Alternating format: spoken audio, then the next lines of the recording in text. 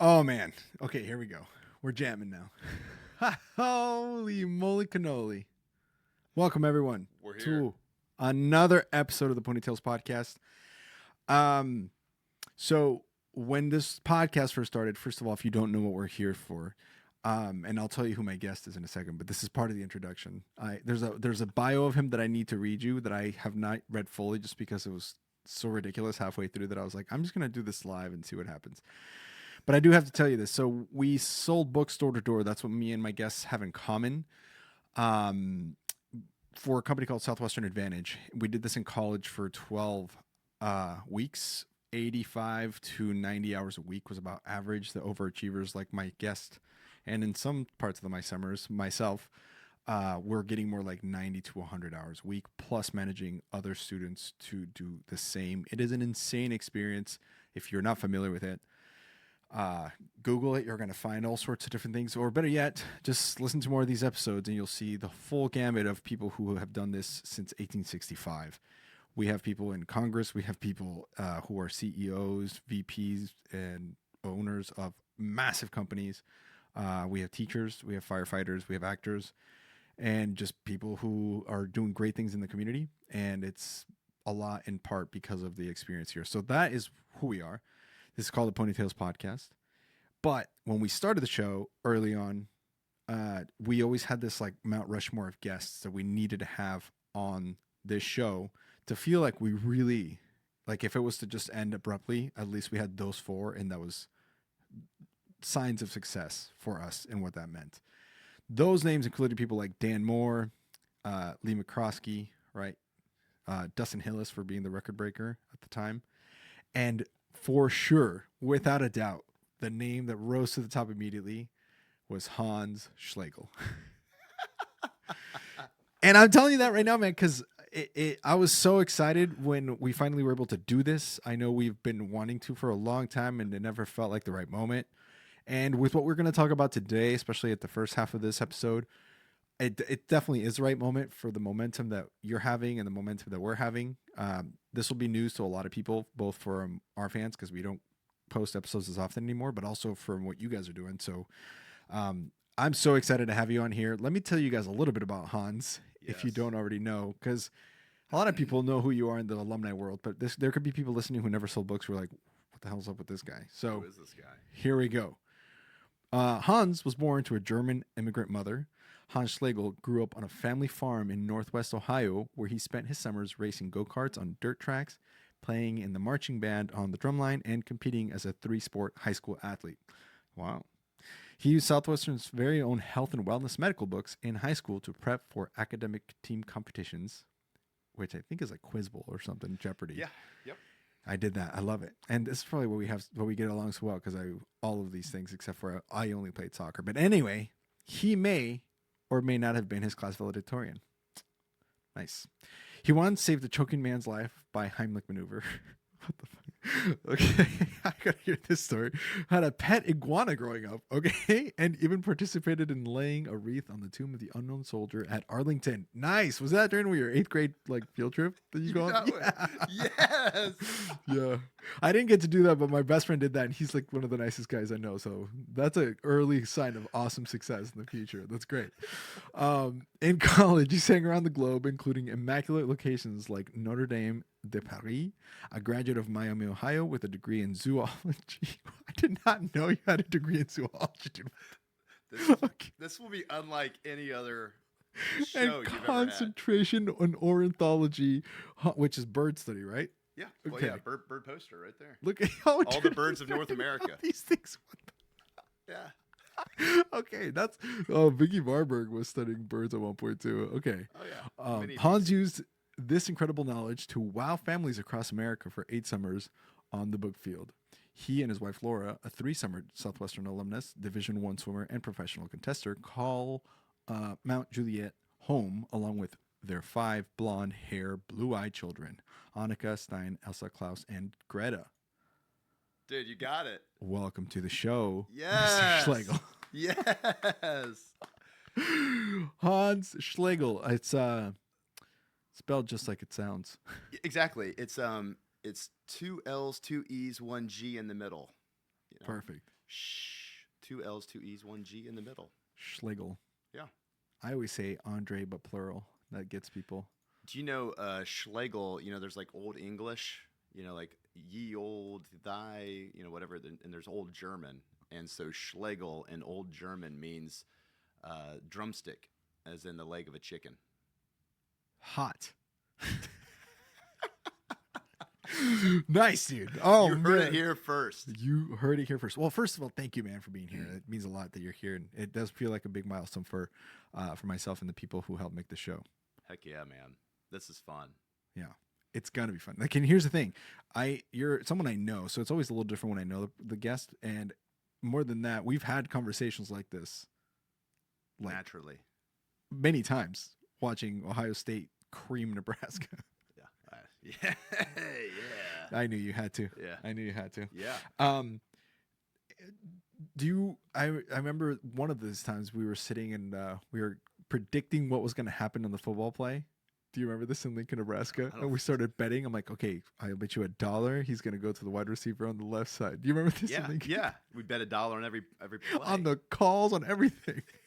And the number of times we called it right, knowing nothing about football. And not even awesome. Yeah. And that was, yeah. And my hope today, because we've spent so much time together through the years, is that I share some stories that you don't even know. Yeah. That you just like. I want real reactions from Andres as well.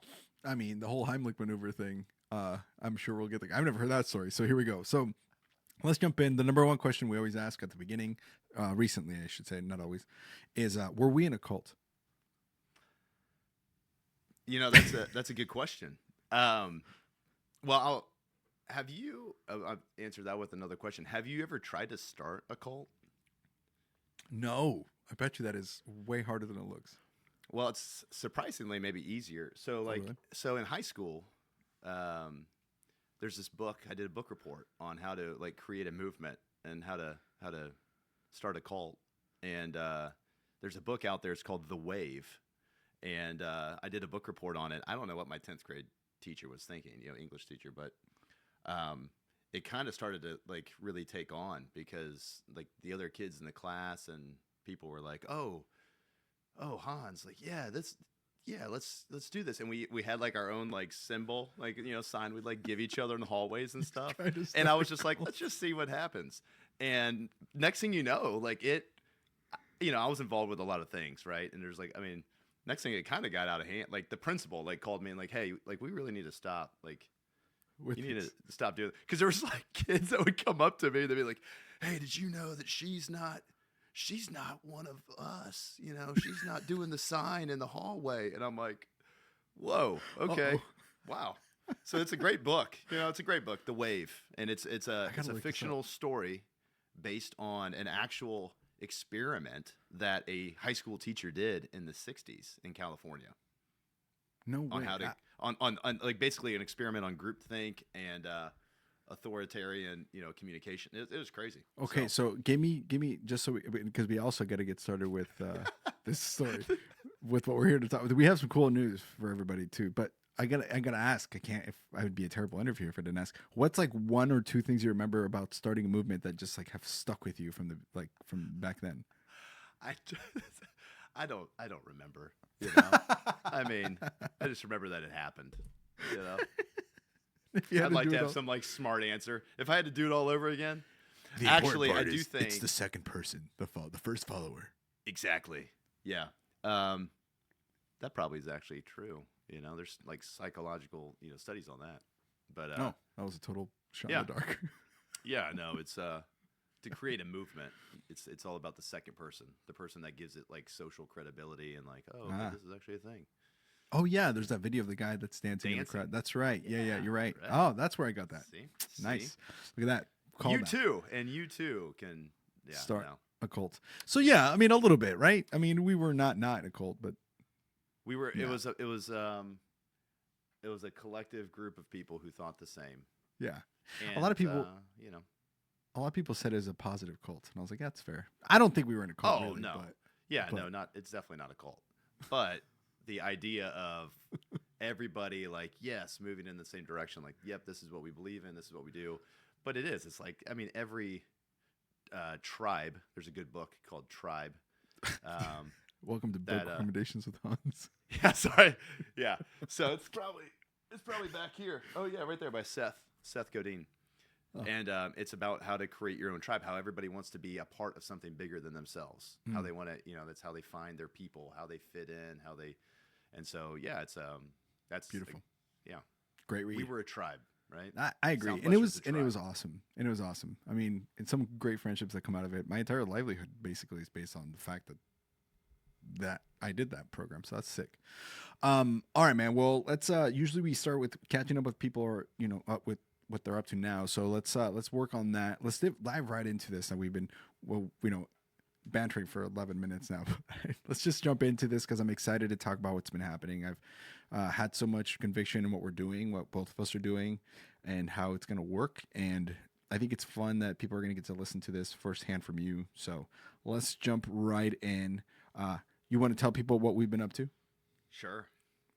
Yeah, I think it's great. Obviously, from the genesis of Ponytails podcast. I mean, we talked about it before it even was a thing, and you were like, "Hey, you should be on here," and I was like, "Not yet."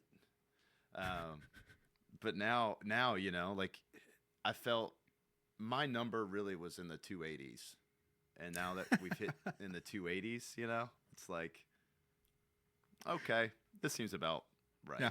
Time to whip out the busted knuckle drive sign. Yeah. Spent a lot of time on that street. Hey, so what's interesting is, so now my role, I realized that my introduction had nothing to do with anything that I do, but I feel like a lot of people know, I sold for 8 summers. I went to work with career services and thinking ahead, and obviously have helped a lot of alumni through the years, and it's fun because this is the world that I live in. And earlier this year, as a family of companies, as Southwestern, we've made a much bigger initiative on engaging with the alumni and giving back. And we've realized that, Dave Causer said it best at the alumni reunion about a year and a half ago in Charlotte. He's like, hey, the only time that we really have reached out to alumni is either to sell them something, recruit them to sell something, or to have them be a host family. And right. that's a weird relationship. So, there's some value from it, but not for everybody, because we know about half of the alumni don't go into sales. They don't have sales careers. But it's like, how do we show gratitude to the entire alumni community? And so now it's about a year and a half in the making, but we're launching an official centralized platform, an alumni platform, and we're partnering with a company called Enterprise Alumni to do this. And so it's, the idea is that it's going to, I know all these stories from talking with alumni through the years, helping them. I'm talking to this person. Oh, this person's doing this really cool thing. I hear this story about this. But most of the alumni don't know this, and there's generational walls from all the different eras that we sell. And then there's geographic walls because, you have your regional little get-togethers or happy hours with other alumni, things like that. But the idea is, okay, well, if we can break down these generational and geographic walls and actually bring everybody together as a community, then my vision is that the ship just rises together. Mm-hmm. Because, like you're in Portland and it's like, dude, like, all right, well, if I would, let's say I'm going out there for a family vacation or something, it's like, well, do you have an Airbnb, or do you have recommendations for restaurants, or do you have other connections? Like, just what's other cool things that are out there? But then there's people in their careers and, like somebody who starts a photography business, and there's other alumni who are like, oh, well, how could I do that? Or you have these alumni who are teachers. I mean, it's back to school right now. So, hey, lesson plans, or how do you incorporate the things you learn from Southwestern into your classroom? Yep. Lawyers, there's so many of it. And if we can actually bring them together where they can share all that, I'm pumped. And so the company, I guess, the company we're partnering with is called Enterprise Alumni.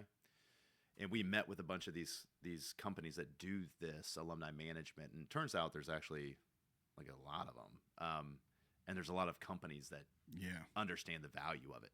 And So Enterprise Alumni, though, is like the big dog in this space. So they do alumni management for LinkedIn, for Harrods, for Activision Blizzard, for Wells Fargo, for the Royal Air Force, for Swarovski's Crystals. Like they do it.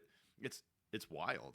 And then and so that's the one that we're going with, and it's like head and shoulders above everybody else. And so it's my goal with it is that it's going to be unlike anything that us as an alumni community has ever experienced, ever seen, and it's going to bring people back together in a way that we just never have before. And it's we haven't done a good job with it, but it's time to actually serve our alumni in a way that's going to be even more meaningful and impactful beyond them hanging up the sample case.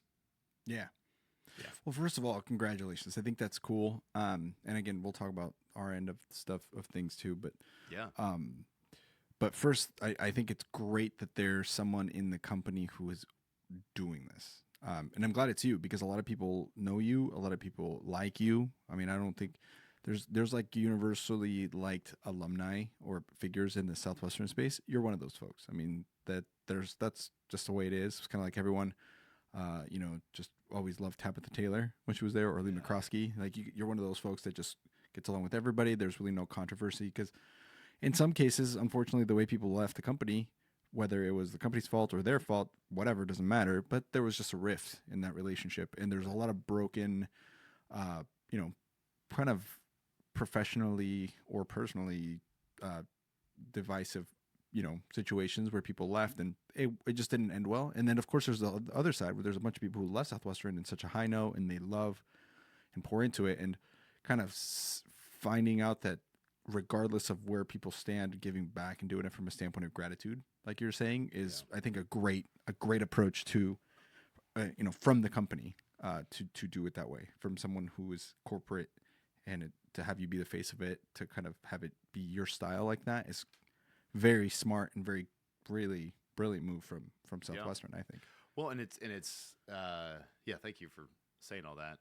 I'm sure there's a couple of people out there that they're like, oh, that Hans. I don't know. Probably some of those first years from my first couple summers that didn't make it, Sure. But, sorry.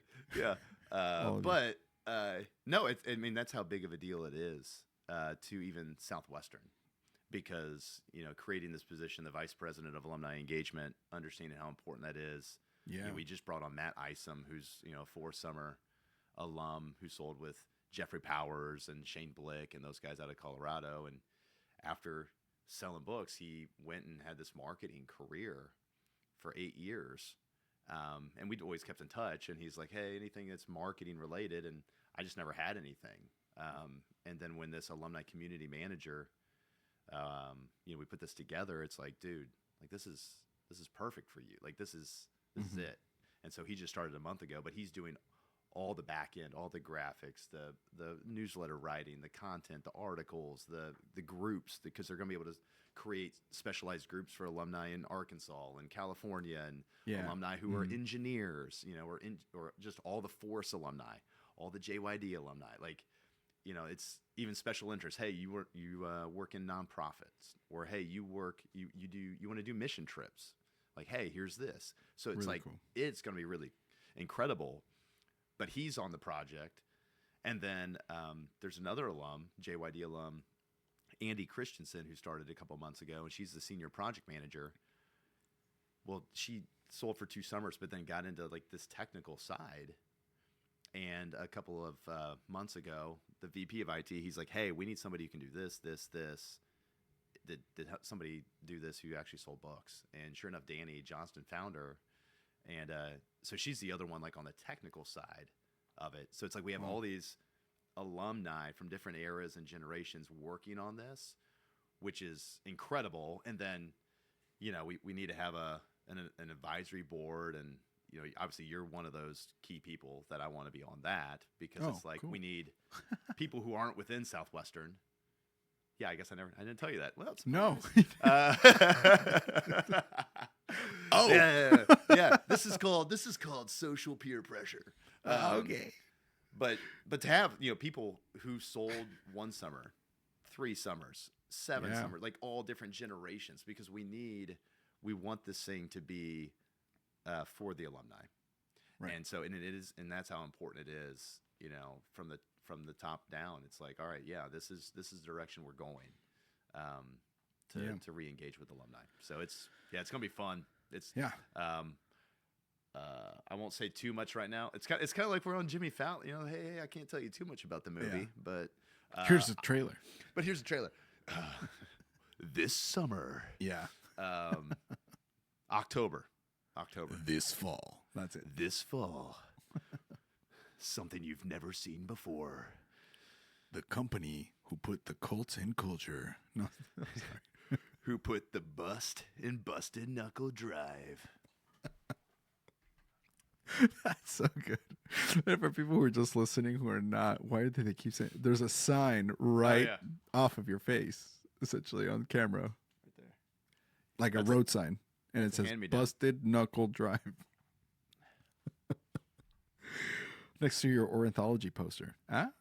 Yeah, we got all the species of America. That's great, man. Okay, so I have a lot of questions and obviously a little bit of thoughts on this because well, I guess I can kind of mention this. So we're as a Ponytails podcast independent, and this is important, right, to say this. We're doing a similar project. And part of the reason we wanted to record this because like one of the questions is, so why is Hans on now, right? Why not 200 episodes from now, and why not 30 million ago? Is because it made sense. We kind of looked up and realized we were kind of heading in the same direction or doing similar projects, and so we decided it'd be better to work together instead of compete, right? And then because that's just better for everyone. And as you said, ships rise, with the water levels. So with Ponytails, we're also doing an independent alumni network. And so we wanted to do this episode too to kind of clear that up for people and help them understand it's 2 different organizations that we're creating.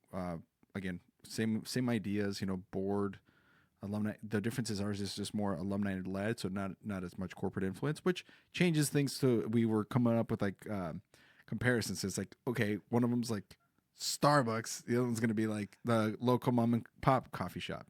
Sometimes you need Starbucks, sometimes you need that. It's just different vibes, but same idea. Yes. Yeah, it's like same but different.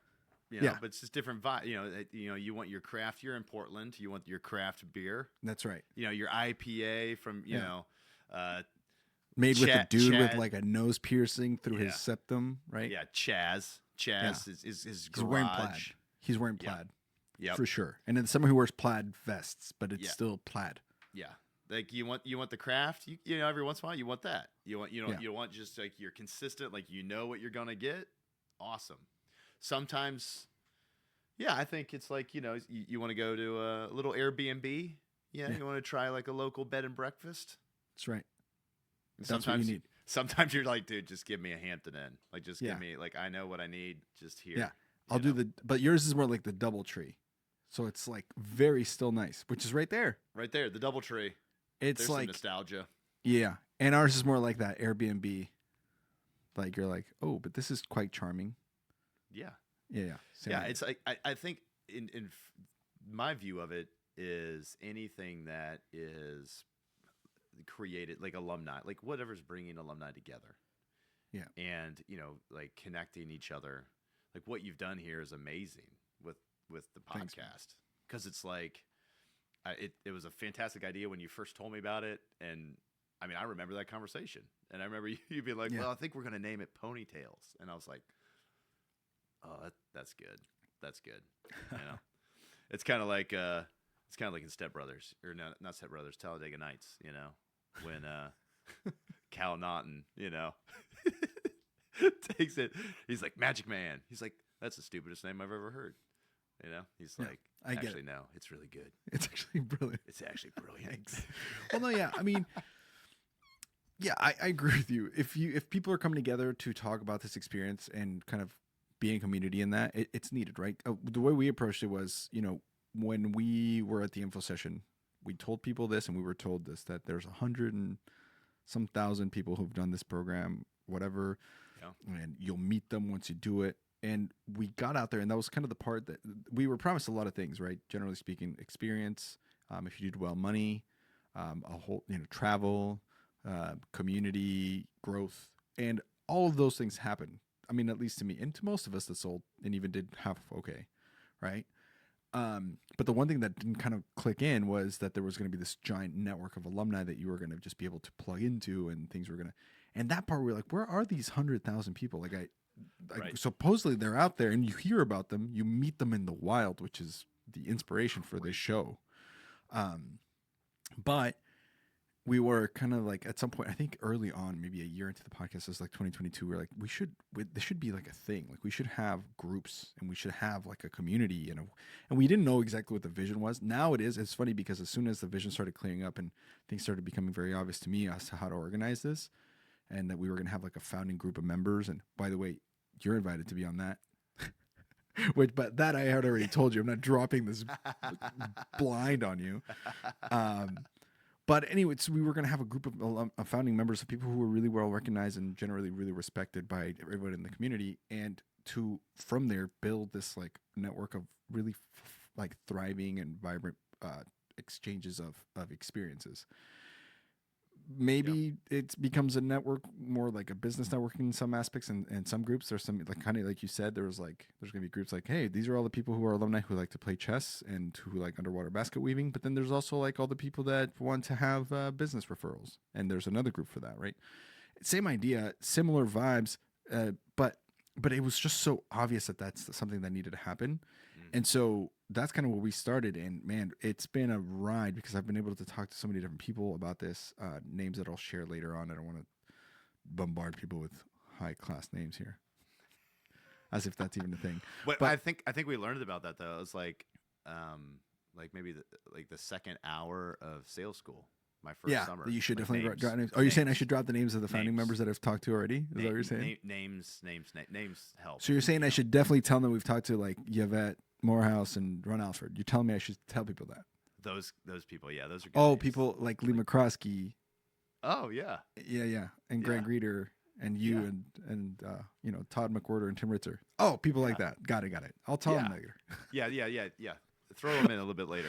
No, but it's good. So I agree. So let's walk through and let's just make it clear. There are going to be two networks. One of them is independent from the company, which that'll matter to some people. Right. All right. And which is just the reality of the situation. And then there's going to be one that is operated, led by Hans.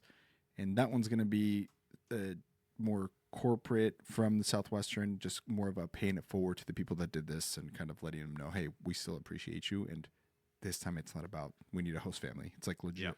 Hello. Yeah. Brilliant. And it will be robust, and it's going to be all kinds of, career, like, for us from the career services side, there's a lot of people, we've created a lot of, I'm shooting some more stuff tomorrow, more content, just interview prep videos. Just little things like snippets, but we're going to have all kinds of career resources on there. And then there'll be all kinds of other articles, and then nostalgia, like archives. Like there's some stories, we started to write these newsletters and send them out quarterly.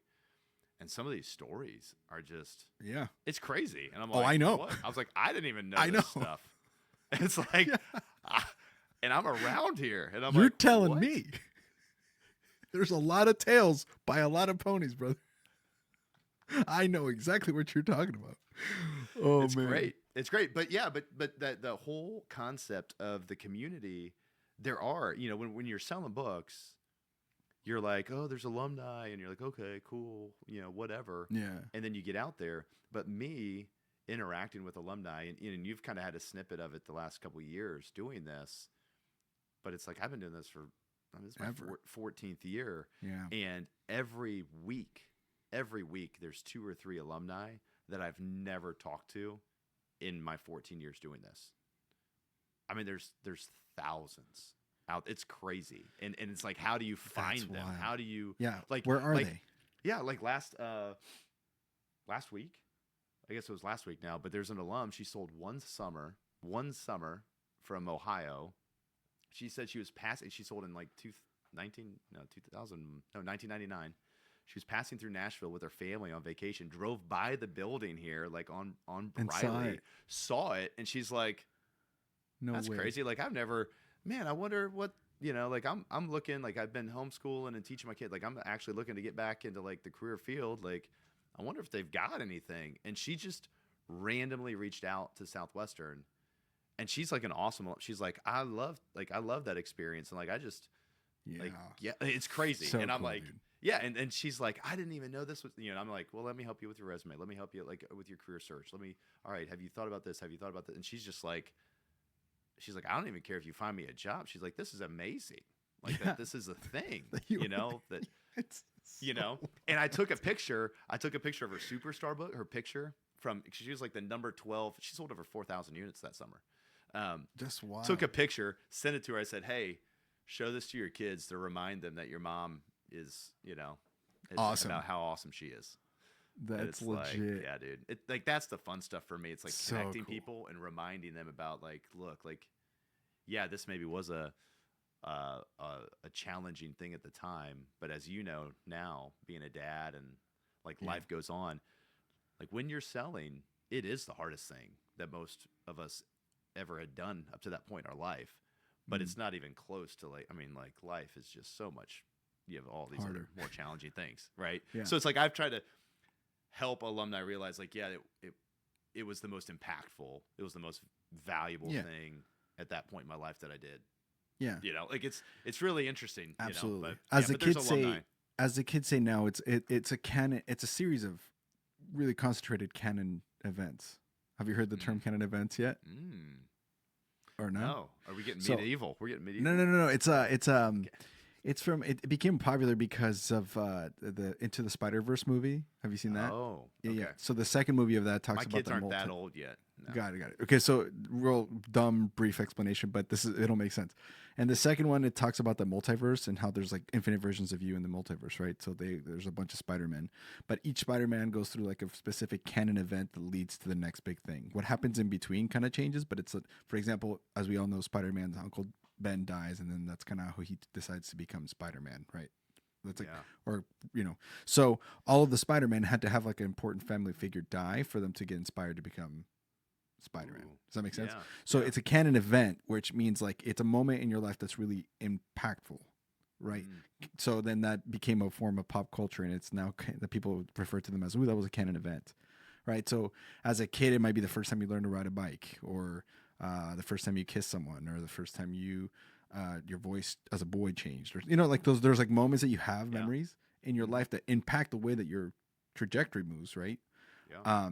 So Southwestern is like a series of canon events that you might experience as a person who didn't do this program from the age of 18 to the age of 45 or something like that. Yeah. Like major moments of like fear and shame, but also glory and triumph, and like these moments that you just remember, right?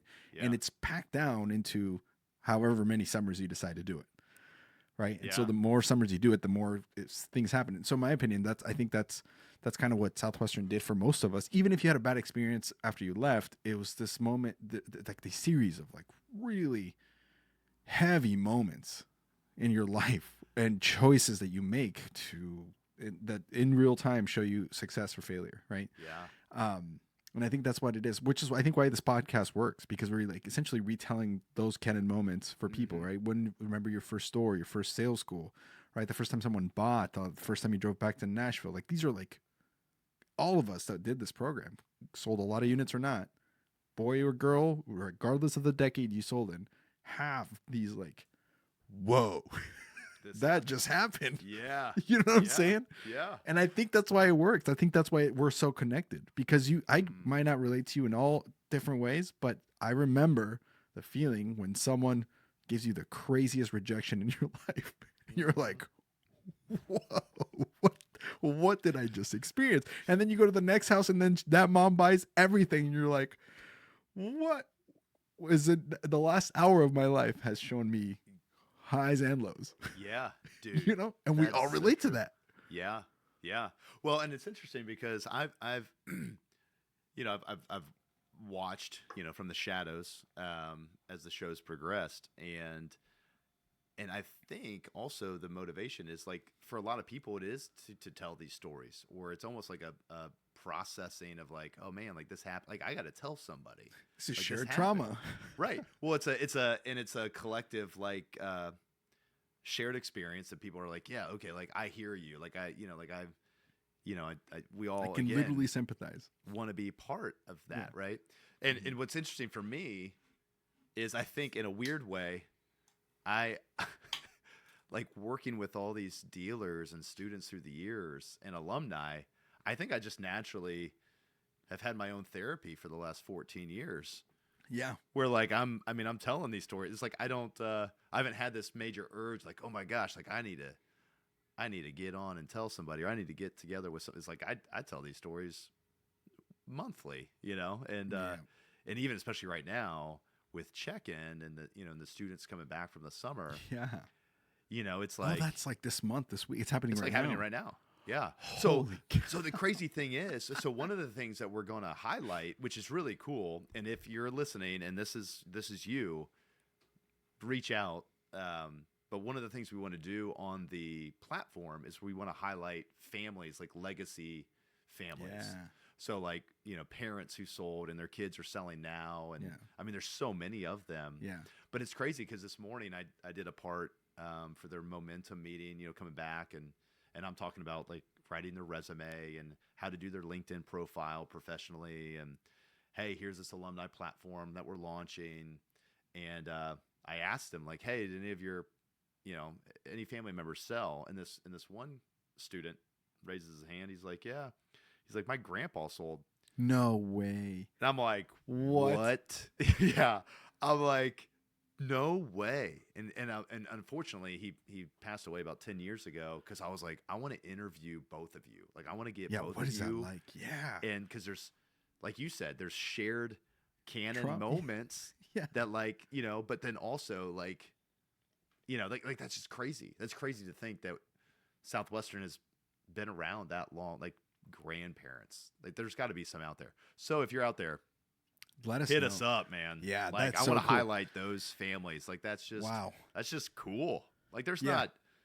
not, like there's not a lot of that around. No, that's crazy. I mean, I know we've had guests where them and their, like, we had Todd on, and we're about to. I asked him if I could have his kid on, his daughter, I think, or his daughter sold, both right? of them. Yeah, And then we had Pat on, and then Ella sold Yeah. as well, and then Steve Hurley, Yeah. and his daughter's gonna be on here shortly. We're gonna record soon, so like we've had the parents, right? And then we've also had couples who met because they sold books and they're Sure. married, kind of like you and your spouse, right? Yeah. And then just kind of that month we did a whole series of that, and it was just couples who met selling books, and then we counted like how many children, like how many lives had been created because they did this program. Oh yeah. And it was like something like 19 within 8 episodes. Just Well, so we cool. had, I mean, this past weekend, Sean and Leah Barry. So Sean, I recruited him. He was my best man at my wedding. We sang together in college. He sold for 5 summers. And then Leah Babick was her maiden name. But she was a first year in the same org as Laura, as my wife, in upstate New York. And Sean and I were out in Missouri. Like, we didn't even know them. And then Laura and I started dating. And Sean and Leah have all these pictures together. She was a Cadillac. She has all these pictures together with them, but they weren't together, like on Sizzlers and stuff. Wow. And then later they met. got together. Whoa. And fast forward this past weekend, it was they came down from Northern Kentucky, and we just spent the weekend together. And we, between the two of us couples, there were 9 kids. So they just had their 4th, and we had our 5th. And it was like, we're like looking at the kids are just like running around and everything, and they're all like young, right? Yeah. And we all look at each other, and Sean goes, "Yeah, I think if somebody came here and looked at this, they're like, is this responsible? Like, look at all these kids. This doesn't seem like the 4 of you should have this many little kids. You guys need to settle down." And what's crazier is like all 4 of you have the thing in common that you didn't quit. Yeah. Like at any point, anytime, all 4 of you had moments of like, is this even worth it? Like, why am I doing here? Like, I should just go home. Yeah. And if any 4 of you would have chosen that, some of those children would not have been there, or it would not have been the same. You know what I'm saying? Yeah. It's just crazy to think that that choice impacted you so much, and still does to this day. I mean, you know, your entire life is it's wild like that, you know. So man, so I think it's cool that you're doing this. I think it's cool that the Southwestern is choosing to do this. I've always respected the fact that there was that change, felt like it was coming in the water for a long time within the leadership. My brother AJ, a lot of these younger DSMs were really pushing for some sort of relationship with alumni, and I think that push kind of, not that there was a resistance necessarily, but it just wasn't, it didn't seem like it was a priority from the outside, you know? Right. And now it's seeming like there is, that there, in that there's the fact that there's something that's happening and changing like that. I think it's going to ultimately be great for everyone, including Southwestern. Oh yeah. Yeah. And I think it's obviously yeah, I just don't think it's ever been a priority, and it's never been, it's never been a big intentional focus. Right. And it's like everybody's just busy in their own deals and doing what they're doing. Yeah. And it's like, you know, and then it just got to this point, you know, the last couple of years, and it's like, look, I guess with me doing more and more with the alumni and just career stuff and in general, and you know, we started doing these reunions, and the big kickoff was obviously 2 years ago, you know, here in Nashville. When Dan was retiring. Yeah. Yeah. And so that's why we're doing we did the Charlotte reunion last October. Minneapolis is this upcoming October 18th. So we're doing these regional ones. And then next year it'll be in San Diego. 2027 will be Austin. And then we'll do a big 170th anniversary in Nashville in 2028. Yep. So cool. I'll be at all of those, dude, especially for what we're doing too. And again, the point of us starting a different one and a separate one is just because it kind of covers, there's going to be an overlap of people that we definitely are probably part of both organizations, and then there's going to be some people who, because of who we are, won't want to be in our network, and there's people because of who you guys are that won't want to be in yours, and that means we're kind of covering everybody between the two of us. So that's just a good positive, I think. Yeah. And let's be clear. Everybody should join both. Yeah, I mean, absolutely. Yeah, but that's actually kind of funny, but it's true, because there's definitely going to be different vibes. And, you know, like the missions are both the same. And there's a group of us, and we owe it to ourselves to just join up somewhere. That's the bare bones of it, right? Right. It's like, why would you not? I mean, it's and what I understand, at least from the Southwestern one, because there's going to be an app, there's going to be all this stuff. But like most people aren't going to be on it every day, and that's kind of weird, I guess, if they were. But it's like, you know, you're going to go to it every once in a while when, oh, hey, here's this new article, or I don't know, maybe they are looking for a job, or maybe they are traveling, or they're looking for some advice, or hey, here's this webinar, here's this. But it's like, like I don't know, like it's like we're all. It's almost like a no-brainer. Yeah. Yeah. And it makes sense. It makes sense just to do something like that. I agree that people should be on both, because, you know, there's going to be the thing that brings us all together is that we did it together, but separately at our own time. Like we did this as a thing in our lives. But then I think that there's always been that's already a deep connection. So then anything that you can add on top of that just adds more to the authenticity of that relationship, right? So we both sold books, but it turns out that we both have kids, or that we both like chess, or that we both whatever, and dude, both joined the military after books. Right? We've maybe something deeper. Here. Oh, I'm stationed we've both here. experienced like loss and some grief. How can we support each other? There's a accountability that came with being around book people that you might find again for certain personal or professional reasons. Right. And so it's good to have. I think it's good to have the two, and I think it's good that there's like a good communication. I think that we are like, because like I said, for ours, we wanted a representative from Southwestern to also be part of our board, and I asked you originally. That's kind of how the whole conversation started. I was actually going to call Trey Campbell, or I called him first, and he's like, "Hold on, let me get back to you because somebody's working on this." And then Pat Roach was like, "Hey, I don't know if you've heard, but Hans just got promoted."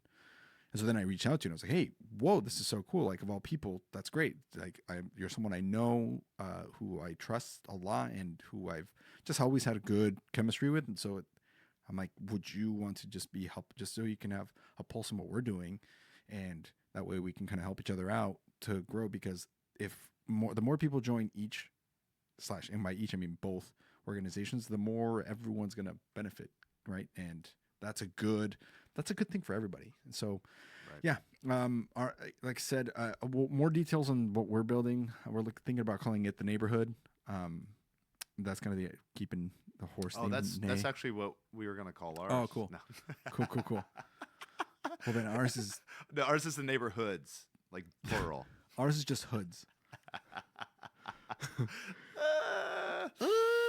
Yeah, but that's the idea, and similar ideas where it'll be group based and all that. So again, more details. But one thing I wanted to ask you specifically, so you could share and we can kind of learn more about this is, well, first of all, if someone listening to this, it wants to know what's next, how to get connected, how to like go, ooh, this is exciting. I want to join both of these networks. How do I join the one that Southwestern is doing?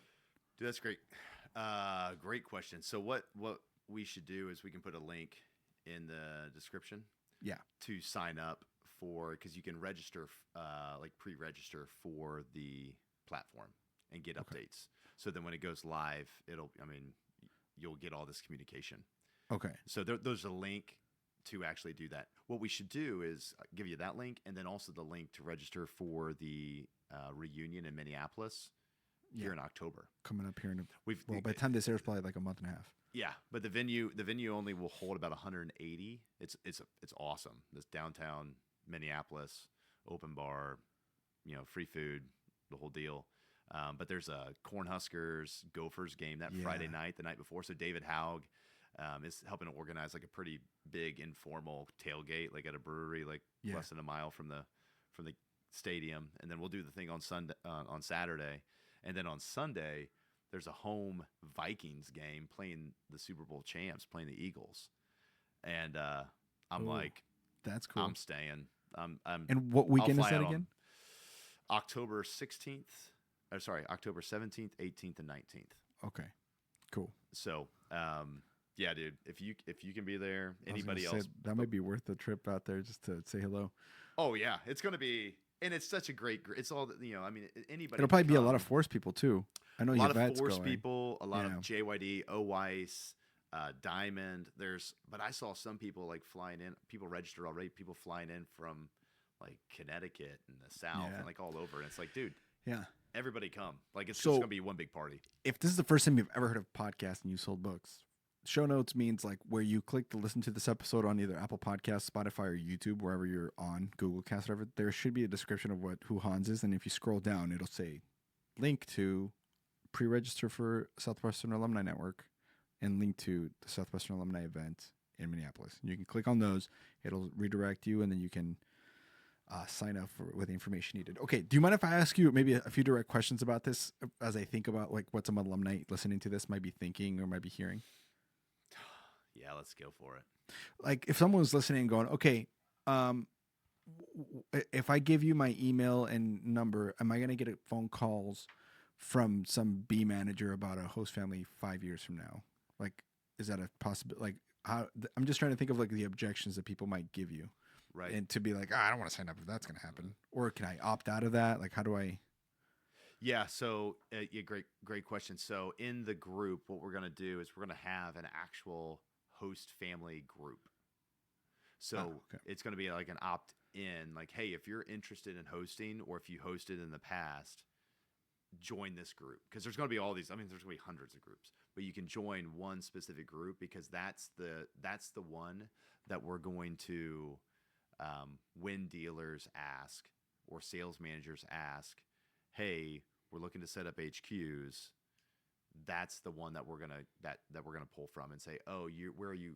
Oh, you're looking in Minnesota. Okay, here's these alumni who are in Minnesota that have agreed to at least learn more or be interested in it. But we're not gonna, just give this one big list or getting hit up. Now, I can't, if people like do the Facebook posts and their own Facebook groups and. That's on. But like I'm talking about on the platform specifically, on like our platform. Yeah. And then like, Yeah. because I know people will have, and that's the reason I'm asking is because this is the resistance we had early on with some of our founding members is, hey, if I give you my email, are you telling me that I'm going to get called by a bunch of some kid in Texas who just got done selling books who wants to like come work for me? And I'm not necessarily like, am I going to get just bombarded with like messages from people in the community specifically about all sorts of stuff, or am I going to get? Are people going to call me to get recruited about something or to something, that kind of stuff? Like, is there a way to mitigate that, or like, are you work? Because we've come up with solutions for that ourselves because that's an objection we got very frequently. So I just didn't know if like right away people might be listening, thinking about this from their standpoint, and going, yeah, what about this stuff? Yeah. So so dealers, like, they're not going to have access to it, first of all. So, okay, cool. So Good. it's like it's only alumni, and like and it's like that's like that was one of the big things, because that was one of the big things that like Southwestern, again, the nice thing is Southwestern, we're not actually the first ones to do this, and there's a bunch of other companies out there. And so we talked with Enterprise Alumni, and we're like, well, what do these other organizations do? Because they all have that same, like, everybody Issue. Yeah. nowadays, it's like, I don't want my stuff just floating around out there. And so they were very clear about, well, hey, here's what these other groups are doing. Here's how they do it. And they don't let the active people on. They don't, like, it's very firewalled, with all cool. that stuff. And so that's, yeah. And even now, again, you can only control as much as you can control. But for me, like, when a dealer through the years, if they ask me, oh, hey, does anybody, do you know anybody who's in, a doctor or getting into med school? Like, I have my go-to list of people that I've pre-approved or I've talked to that, that have agreed, like, oh, hey, yeah, give them my number. I'm happy to talk to people, Cool. kind of thing. But other than that, I've just always I'm just telling them, get on LinkedIn. Like, hey, you can message them.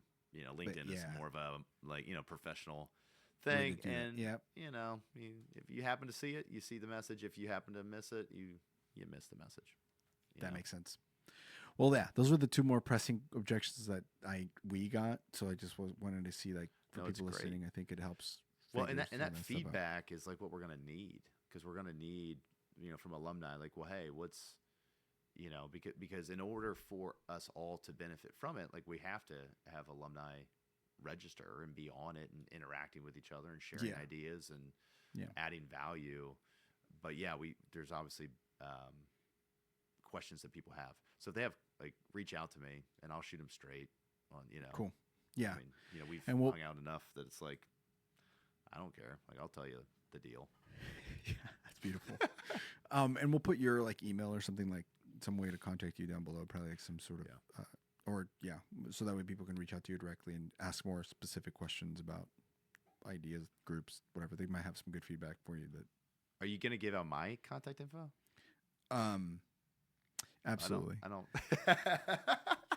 If you need a host family, dude, send them. If you're trying to recruit someone, Hans is so open-minded. Call him. Yeah. Yeah, by all means, give them my info. I'd love to talk. I mean, heck, if they're alumni, it's like, dude, I want to talk to them anyways. I want to hear what they're up to. Yeah, you're the guy to call anyway. That's great. Cool, man. Well, let's walk then through what's the next steps for you guys. Let's walk through timelines so kind of people know when to expect or what to expect by when and stuff with what you guys are launching. Again, we'll give details of our stuff a little bit later. I'll share whatever on our end, what we have right now. But let's just keep it on the Southwestern one that you guys are building. What's the timeline? When are we rolling out? When can we start, like, joining groups? What's the vibe? October. Okay. So October, it's going to be live. It's going to be live before the alumni reunion. Okay, cool. So we want it. Yeah. So the plan is, again, a little mystery around it, but it's going to be in the beginning part of October. Okay.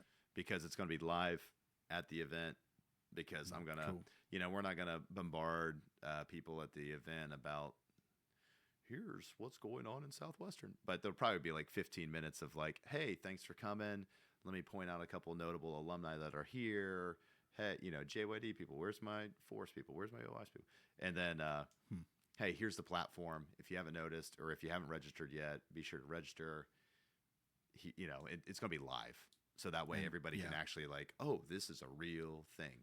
It's tangible. Yeah. Cool. So, And then the idea is to just to keep growing it. Do you guys like have goals as how many people you want? Is there like a specific, you know, benchmark as far as minimum people that that'd be helpful to have? Yeah, that's a good question. Probably, I don't know, like 10 people at least. I mean, like an org. At least a small org. I need a ran by Spencer a Hayes BE team. manager. Yeah. Well, the goal. I mean, dude. I mean, if there's 100,000, no. I mean, dude. It would be awesome. It personally, if we had 3,000 alumni in the initial month, you know, the kind of initial start, it'd be great. You know, because right now, there's actively about 10 to 12,000 alumni that are actually active, that, you know, like we have connected somehow, connected in some way. But again, there's so many that aren't, and getting it to spread. But I also think that there are a bunch of others out there that we can just add so much more value to, because they're on the periphery, and they're you know, I mean, I think about like my wife, like Laura. It's like, you know, she stays at home. She does a lot of other, you know, incredible marketing, content, you know, stuff. It's like, well, like what if there's a group of like homeschool moms or stay-at-home moms, right? And they can share ideas and like, well, here's how I structure my day. Here's how I get the most out of it. Here's how I talk to my kids about this. It's like, dude, there's so many alumni out there, but I would like more alumni registered than less. Checks out. Huge for the program. That's good. Yeah, I just didn't know if like you guys had a specific, like, you know, and a lot of it too is like engagement is big. You know, for like one of the things that Ron Alford was, when I was talking to him about doing his intake interview, I was like, hey man, well, you know, what are some goals? He goes, honestly, I don't really care the number. I'd rather have, even if it's just 1,000, you know, super highly engaged alumni who are like just thriving in a community, than 10,000 who like are quiet. Nobody really joins it. Nobody's really doing anything. So there's like a balance between quantity and then just the quality of the relationships that are being built. And I think that's why that, you know, the number is really not as, it's just only half of this equation, right? Yeah, exactly. So, well, and it's like, what's the value that you're bringing? Yeah, and the more value that you're bringing, it's like, I mean, you have alumni, like every university has alumni programs, right? Yep. It's like they'll have alumni, and you get your stuff in the mail and all this, but it's a very simple, like, you know why they're doing it. Yeah, we want more money. We want money. We want money. Like, and it's like, it is what it is. And for the alumni who are out there, like, okay, well, why are they doing this now? It's like, well, one, we realize that we have really underserved the community. I guess the long-term goal, if there was like, oh, well, what's the long-term goal? I guess the long-term goal is that there's enough value there that people see it and they're reminded of like, oh, that was a really good thing. Yeah. Like, oh yeah, like I do have a niece or nephew. Like I do have a son or daughter. Like, because like we all want to be, like you mentioned, like, I mean, college football's coming up. And I think inherently we all want to have confirmation of the decisions that we make in life. Like, oh yeah, that was a good decision. Like I carry around this thing because it's like I cheer for Ohio State because they win, and like, I'm a winner. See, I make good decisions. And I think deep down, like, people want to be proud. And I think having the alumni community where they're reminded of it, and they're like, oh yeah, that was a good thing. Oh my gosh, I got reconnected with this person.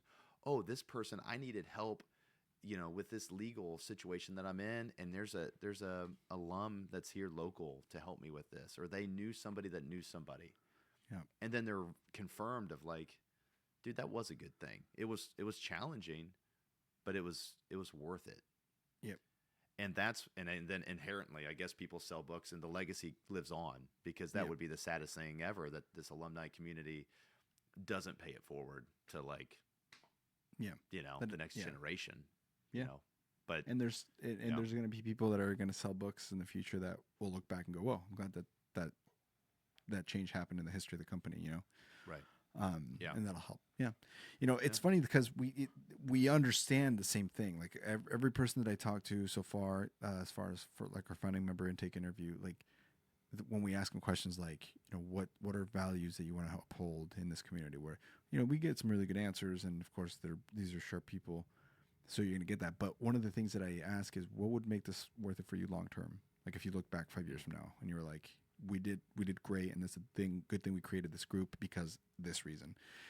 And you get all sorts of different answers, but there's always like this underlying thread, like a common theme. And it's just something along the lines of, it's worth recognizing that we did this. Because for the last 15 years of my life, I've been into this industry, and some book people also sell here, or maybe some people go into an industry and no book people are there. And nobody has cheered them on, held them accountable, challenged them to grow in quite the same way or to the same frequency that it was during those, 1 to 7, 8, 10 years that they were within our community. The reason it was hard to leave Southwestern, and this is a theme I found across almost every episode in this podcast, is not because it was hard to leave a corporate community. That's easy. It was hard to leave the people that when you, I'll tell you this story. I've told this on the show before, but this is really kind of highlights this point, is Mitch Johnson. Remember Mitch? Of course. Mitch Johnson came up to us, I think after his first summer, and it was Danny and I at the Union, all bummed. He was a little heavier, and he was like, we're like, what's wrong with you? He's like, well, I just told my fraternity brothers I wanted to run a half marathon, and they said I wouldn't be able to do it. Like, they totally shot him. 18, 19, 20-year-old college boys just giving each other shit, right? Right. But we don't realize the importance of words, right? And Danny and I, without missing a beat, didn't say anything. We just looked at each other and went, did he say half? And Danny's like, I think he said half. Why would anybody run half of a marathon? And I'm like, sounds like a foolish idea. Why wouldn't you just go all full in commitment and run a full marathon? That's weird. Anyway, sorry about that, Mitch. I apologize. And he just looked at both of us and went, I see what you guys are doing. I should run a full marathon. And we were like, yeah, you should. What the hell are you talking about half? And then he's ran like 50 of them in his life since, right? Right. Now, that's not directly because of Danny and I, but that's just because we were in a community that just thought that way. Right. About life. Right. Yeah. And that's why it was so hard to leave, because you knew that when you went back home after the summer and you talked to your other college friends, your roommates, whatever, your family sometimes even, there was this like, I mean, not that that they don't strive for great things. I'm not saying people outside Southwestern don't think big. That's not my point. It's just more like, we were just bred and trained to just, when a Marine sees a situation, they think of ways to get out of it or how to kill someone, right? When a book person sees a situation, they think of ways to solve the problem. They think of ways to stay positive to the situation. They think of ways of making it challenging and fun, like that. We just naturally do that because of our experience. And so it's so hard to leave something like that. And so, so many people during this question were like, I just want to have that back. And they didn't say it verbatim like that, but that's what they mean. Is like, I miss joining a meeting, going to a thing, whether it was professional or to go drink or to go hang out, or it was a networking, whatever, to just be around people that not only understood what you meant by pre-approach, but also what you meant when you said, I want to sell this much or teach this many people this or do this grand thing. And instead of people telling them all the reasons why they couldn't do it and all the challenges that they faced, they had a group of people for the first time in months say to them, yeah, and also you should do this one more thing and be better than what you thought you could do. Yes. Like, where does that happen in your life? Right. We want to create that. And I know that's, you guys are too. For as far as like the neighborhood and what we're doing at Ponytails in this network, we want to re-establish that like mentality. Reignite it. Yes.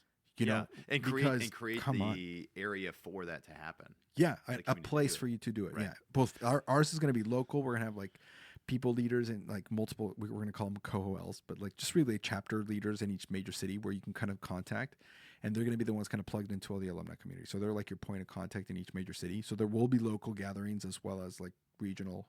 Same vibes, right? Same idea. But then there's also going to be, we're going to do it digitally as well. So there's places where you can join groups so you can meet people online, because we have alumni not just in the United States, but we have them all over the world, literally Right. everywhere. I've had interviews at 4 a.m. my time because someone was in Singapore, right? Theo Yeah. Davis, right? So, and there's a bunch of people there with him. So, the cool thing is that you're joining either and both of these communities.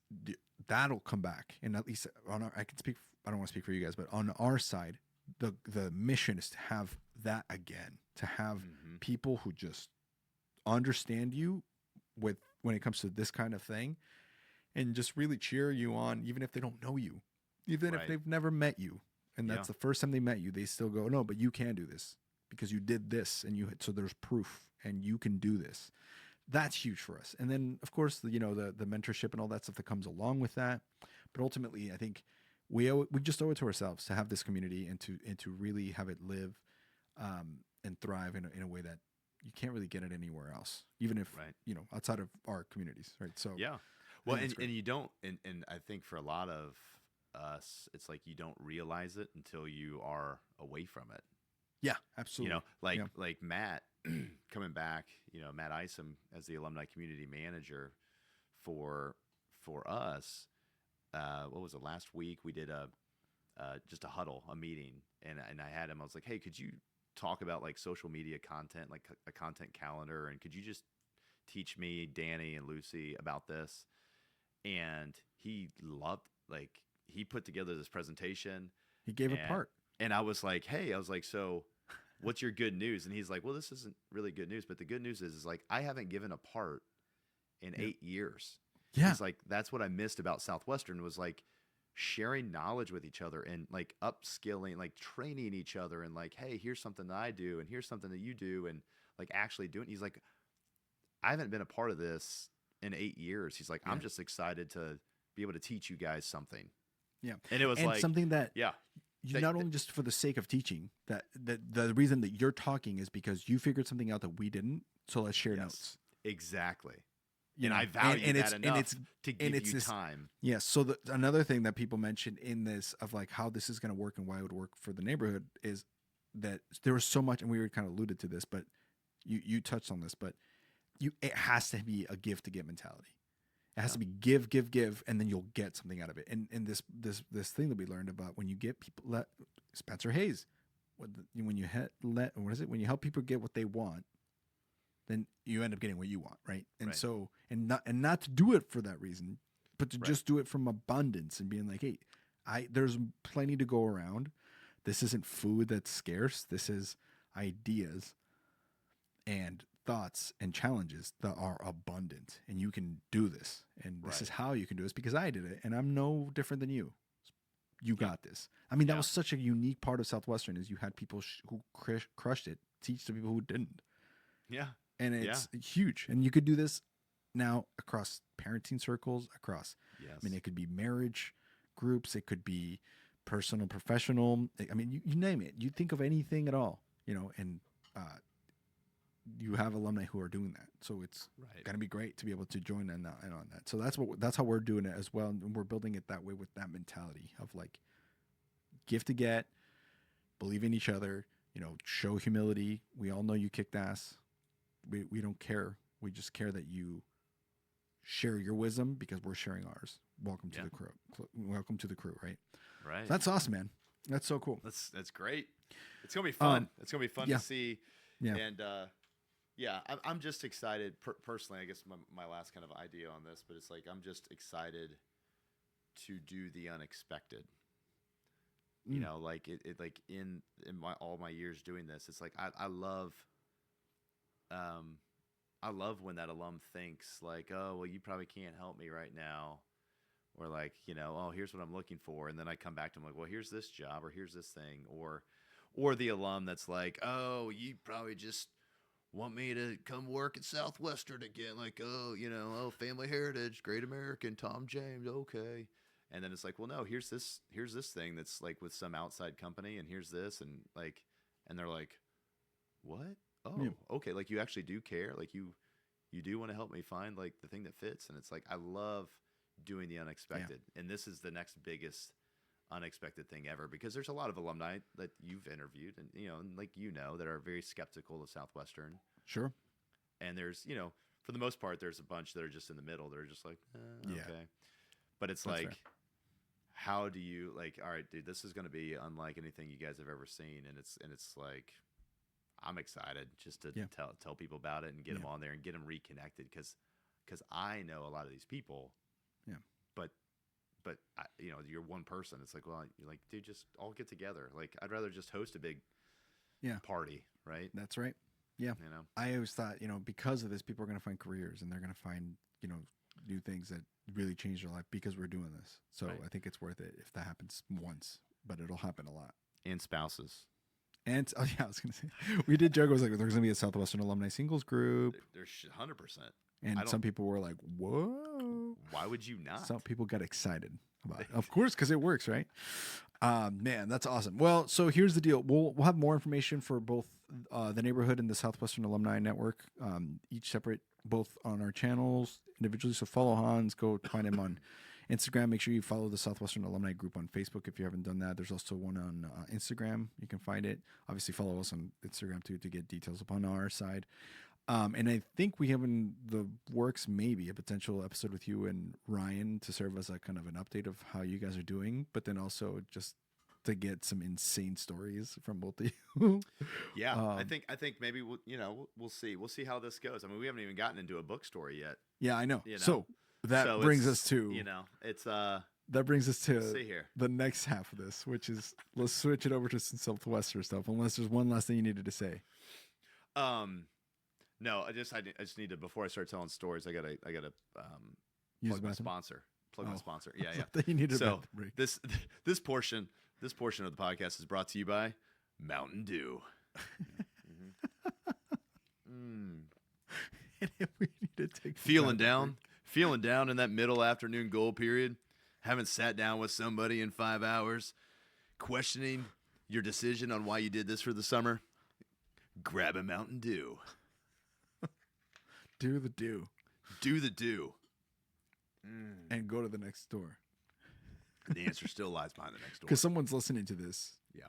While they're selling. And if it's you, hello. And if it's you, go knock on the house.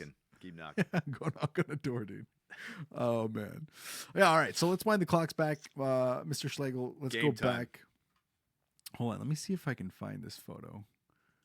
And I know most people are listening, but if anybody's watching, you're going to get a treat out of this. And we'll probably post this as the show notes. So, I hope so. Actually, no, basically I'm committed to that. We're not going to do an update.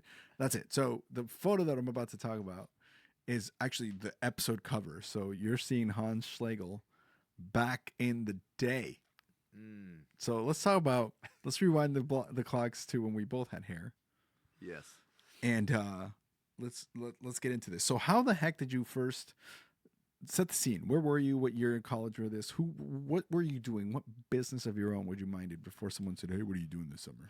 Well, I was bird watching. Are you serious? Were you actually bird watching? No. Oh, not at that moment. Not at that moment. But no, I mean, your intro tells it all. Who recruited you? Who was this magical human? Yeah, so it's great. So someone as eclectic as me.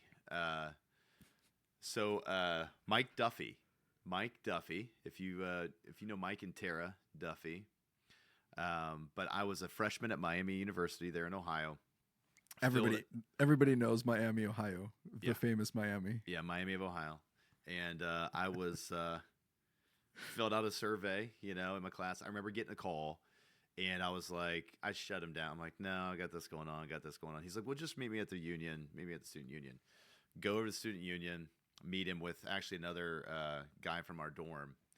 And he's going through everything. Oh, yeah, travel experience. And I'm like, oh, I'm going to med school, plan to go to med school. All right, like this will help me set me apart, all this stuff.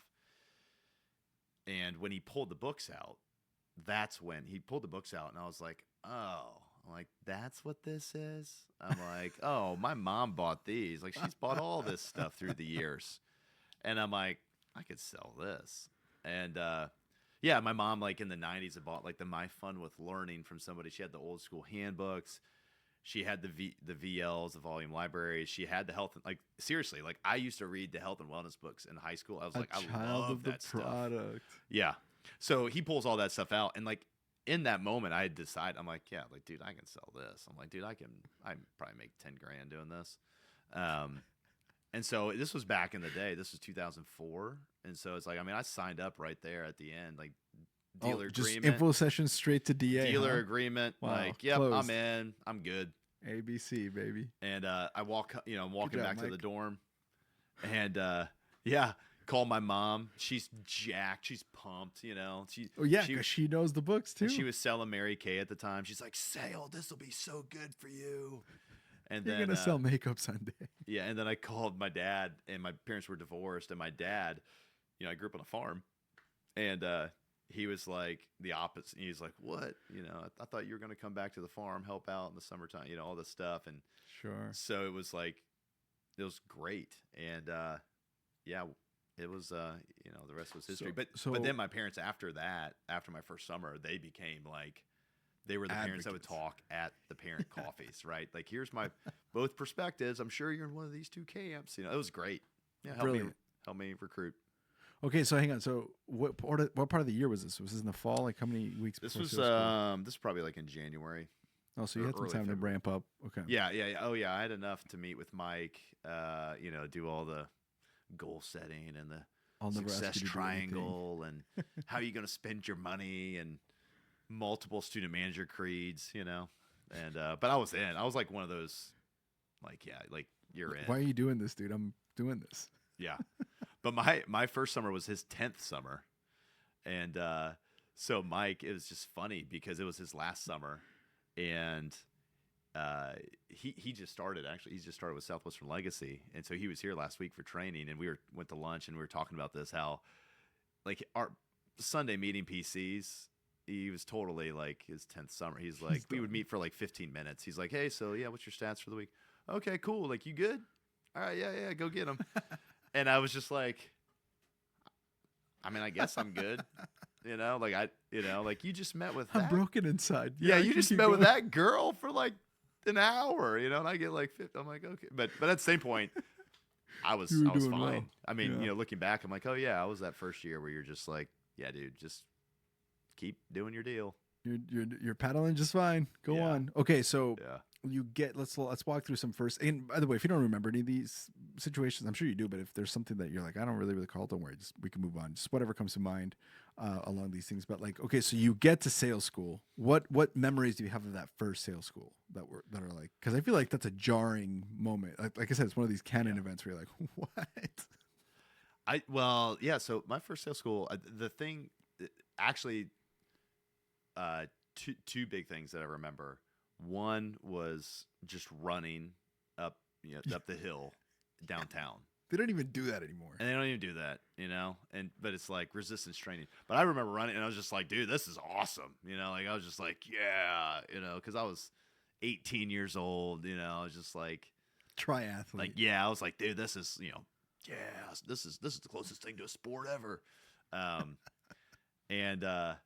But the second thing is, and I tell this at sales school even now, like with the student managers, I remember Mike doing the student manager creed with me at the Preston Hotel, like over here. And oh, here's the things you can expect from me. Here's what I can expect from you, like the normal thing. And then at the end, like the extra one in sales school is, well, hey, promise me, hey, I know it might not happen, but promise me if you ever decide to quit, just finish working the day and call me that night, come follow me the next day, kind of thing. Yeah. And, and I remember sitting on the park bench over here. I can see the hotel from here. And I remember him saying that to me and me just looking at him like, are you, what? Yeah. I just remember being so confused. I was like, people quit. I'm like, are you kidding me? Like, what do you think? Who do you think I am? I'm like, bro. I'm like, but I just remember him saying it and being like, that's kind of weird. I'm like, all right, whatever. I guess, there's some people who do that, but it was, that's wild. Those are my memories of sales school, that first sales school. Yeah. I always say, I always remember the level of speakers that I don't think I've found anywhere else since I've left Southwestern. It's just like watching Dan Moore speak or whoever, Lee McCruskey, whoever was speaking, that you're, even the more Utley tape is like, whoa. Oh yeah. It's just memorable, Oh yeah. It's so cool. Okay, so that was sales school. Where did you go that summer? Joplin, Missouri. Oh, Joplin, Missouri. God, 2004, Joplin, Missouri. The Jop Chop. That's what we developed. It was amazing. Josh Biedebach, which he's a awesome dude. But we were first years together. We didn't have any student managers living with us. You were a rookie HQ? Oh, dude, we were. Okay. I now looking back, how they like do it, I'm like, oh, okay, I guess we were the strong ones, and they're like, oh yeah, well, we don't have enough managers, so you guys, you'll be fine. And he was a walker the first half of the summer, and then eventually got a car. But yeah, dude, it was Joplin, Missouri. Joplin, Missouri, man. Oh, brutal. So did you have an HQ set up and everything, or did you have to go? Nice. No, had no HQ. We were just knocking. And I remember our OL, he's like, okay, I'll come down there to help you guys. And he's like, all right, go out and knock for 2 hours. We'll come back and meet here. And I remember coming back to meet with Josh and our OL, and I'm just looking at them, and they're looking at me. Josh is looking at me. We're first years. We're like, did you find anything? No. Okay. Did you find it? No. And like, I'm like, what are we doing? It's just crazy. But Cindy Ray I don't remember the address, but it was Byers Avenue. That's all I know, in Joplin, Missouri. Bless her little heart. And I went back. I went back my 5th summer and sold in Springfield, Missouri.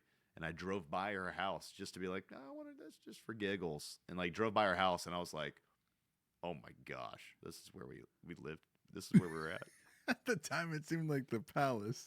Yeah. And we had one room and one, I don't know, full-size bed, maybe queen-size bed, but we both slept in it. But I had to like crawl over him to like get to my side of the bed. Like, I'm like, this is where we were. Like, this is where we were. That's crazy to think about. Yeah. I'm like, how did our OL approve this? How do we survive? Because there was no other options. You knocked on a door and Cindy Ray said, hey, you can stay with me, young man. Yeah. Your afro. Dude, I had so much hair. It was just golden. Those were the days. Greek god. It was great. Oh, Achilles had nothing. Yeah. Wow. Yeah. So awesome. Okay, so you go out. Do you remember your first day, or did you follow? Yeah. First day? Yeah. Walk me through. First store. Day. No, I got first store. We got first two customer. two different things here. First day, I actually went and worked in another turf with Topher Fleming. Okay, so you followed. Right. You're a follower. So Topher, it was his 3rd summer. We both went to Miami. I drive to his place, his turf, and we worked that day together. We're driving out to his turf. He's like, all right, why don't you work the first goal period? I'm like, okay.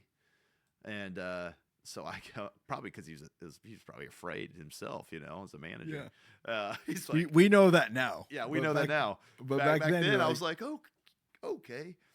And he must think I'm good. Yeah, I knocked, and dude, it's funny because people first person I talked to ever on the book field was this lady in a barnyard. I'm like, from Missouri, barnyard.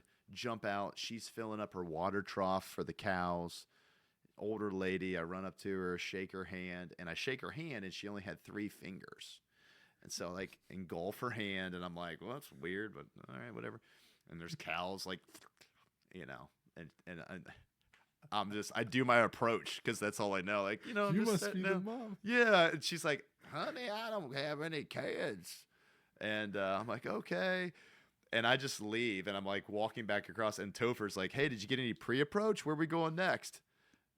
Like, sarcastically, because he knows I didn't ask, And I was like, oh. And then he's like, dude, it smells so bad. And I was like, yeah, it does smell. And I looked down, and my hand was covered in manure. Like, she had manure on her 3 fingers from the hose or something. I was With all this manure, there's gonna be a cow. yeah, somewhere. exactly. There's got to be a yeah. I'm like, okay, yeah, we're doing You're like, this. Mort was spot on. Yeah, more cow than horse, but okay. Wow. Yeah, so that's the first house ever. Two other notables from the first day. So for you asked first customer, is that Sure. right? For the all those first door, first customer, that kind of stuff, all that. First anything that first comes up. customer was a saint. Her name was Penny Hendricks. And again, I'm working, I don't know, third goal period. And we're out in the country. We're driving down this long driveway, and they had a baseball field in their front yard. Missouri. And so they all went to Webb City. And Webb City at the time was in the Little League World Series. So baseball was massive around here. And so I'm driving down this long driveway, and Topher, who's Topher, he's like, hey, tell her that you're sitting down with all the moms with baseball fields in their front yard. I'm like, seriously? He's like, yeah, dude. Be funny, make money. I'm like, okay. And so literally, it's like one of those nice homes. Obviously, They have a baseball. I mean, they literally had a baseball dime. I mean, there's two ways it could have gone. Either there was a nice big brick house with beautiful siding, landscaping, and it's a full blown baseball field, or it's a single wide. Oh and yeah. Baseball field was generous to call it, but it was This was like a nice. This was like they had like a pitcher mound. Okay, and like oh no, this was like nice. God, had, I was thinking because I was also thinking Missouri, so I'm like, there's nobody sophisticated enough to have a mound. It was like a full on baseball, and it was like they had like decorative rocks, like I mean they had So big brick house, got it. Oh yeah. And I just run up there, and I'm like, oh my gosh, I'm gonna say this, I guess, like she's gonna think I'm obnoxious, and I'm like, hi, I'm just sitting down with all the moms with baseball diamonds in their front yard, and she's like, ha, ha, ha, ha. And I'm like, yeah, a place we could sit down. And sure enough, it was like, she was a buyer, but yeah, Penny Hendricks, that was the first. Wow. And then my other claim to fame that first day that Topher still gives me crap about now because he lives here in Nashville too. But I worked the first goal period of Gravy, and I still don't know how I did this, but I had 11 sit downs in that goal period. Whoa, that's within 2 hours for the people who didn't. Yeah, in 2 hours, and nobody bought. 0 for 11, like straight up. Like, and Topher kept asking for drinks at every house, every sit down. He's like, you don't happen to have a can of pop we could buy or something. And so we're collecting all these drinks at every house. And they were legitimate sit downs. And we'd leave, and he'd be like, hey, did you cover the dad objection? I'm like, and then the next house, I'd cover that. But then procrastination objection. Yeah. And the next house is like, oh, did you remember to get the kids involved? And it was just like, dude, it was hilarious. But also at that point, I'm like, this is fun. Like, I'm at least sitting down with people. Yeah. So that was my first day. When you leave Penny's house, you think, holy crap, it works. Oh, dude. Right. Yeah. I'm like, and she gave us a bag of beef jerky, and I'm like, Sunkist or something. And I'm like, those moms. Dude, this is gonna be the best summer ever. Yeah. Yeah. What about your first day alone? Yeah. Here we go. Yeah. It was a completely different experience. Back in Joplin. So so I'm out in the country in Joplin, and my OL's like, go to this intersection. This is before Sales Rabbit or anything, right? It's just before GPS. I mean, a paper map. I mean, their GPS existed, but nobody had it in their car on their phone. No. You didn't even have a cell phone maybe at this point. No. And they're like, well, I had a cell phone, but still, it was just like, here's the map. Go to this intersection. Go to the first house on the right. And I'm like, okay, and I already had a great first day. I'm like, all right, cool. I already made a sale. Like, yep, we're doing this. Drive out there, 7:45. Like, all right, and this was a single wide, on a state highway. If that gives you an idea, okay. So you're like, all right. See, that's what I'm talking about as far as what every alumni understands. Yeah. You just said that, And even other door-to-door people don't go out to the country to sell. Like, Vivint guys or solar guys will stay for the most part in like suburbs. So really almost exclusively book people. When you just describe that house, it's yellow. Like, you know what I'm saying? Like I can see it. Or maybe it was brown, but the sun kind of turned it yellow. Like I see it. There's a pogo stick on the driveway, right? It was one of those. Well, it was one of those where you had to park and then run through the grass, right? There's no sidewalk or anything. I've knocked on that house in New York. Like, we all have. We all know. It's just kind of matted grass or something, It has a trampoline that's like rusty and one of those like catching fence. Yeah, and let's see if you know. So like, what is on the outside of the cinder blocks? Cinder blocks, and then they had a wooden. It was one of those nicer ones. It was like a wooden. Oh, they had the wooden part too. Sometimes it was just a cinder block. Wooden porch, right? So like I'm 4 foot by 3 foot. Exactly. Yes.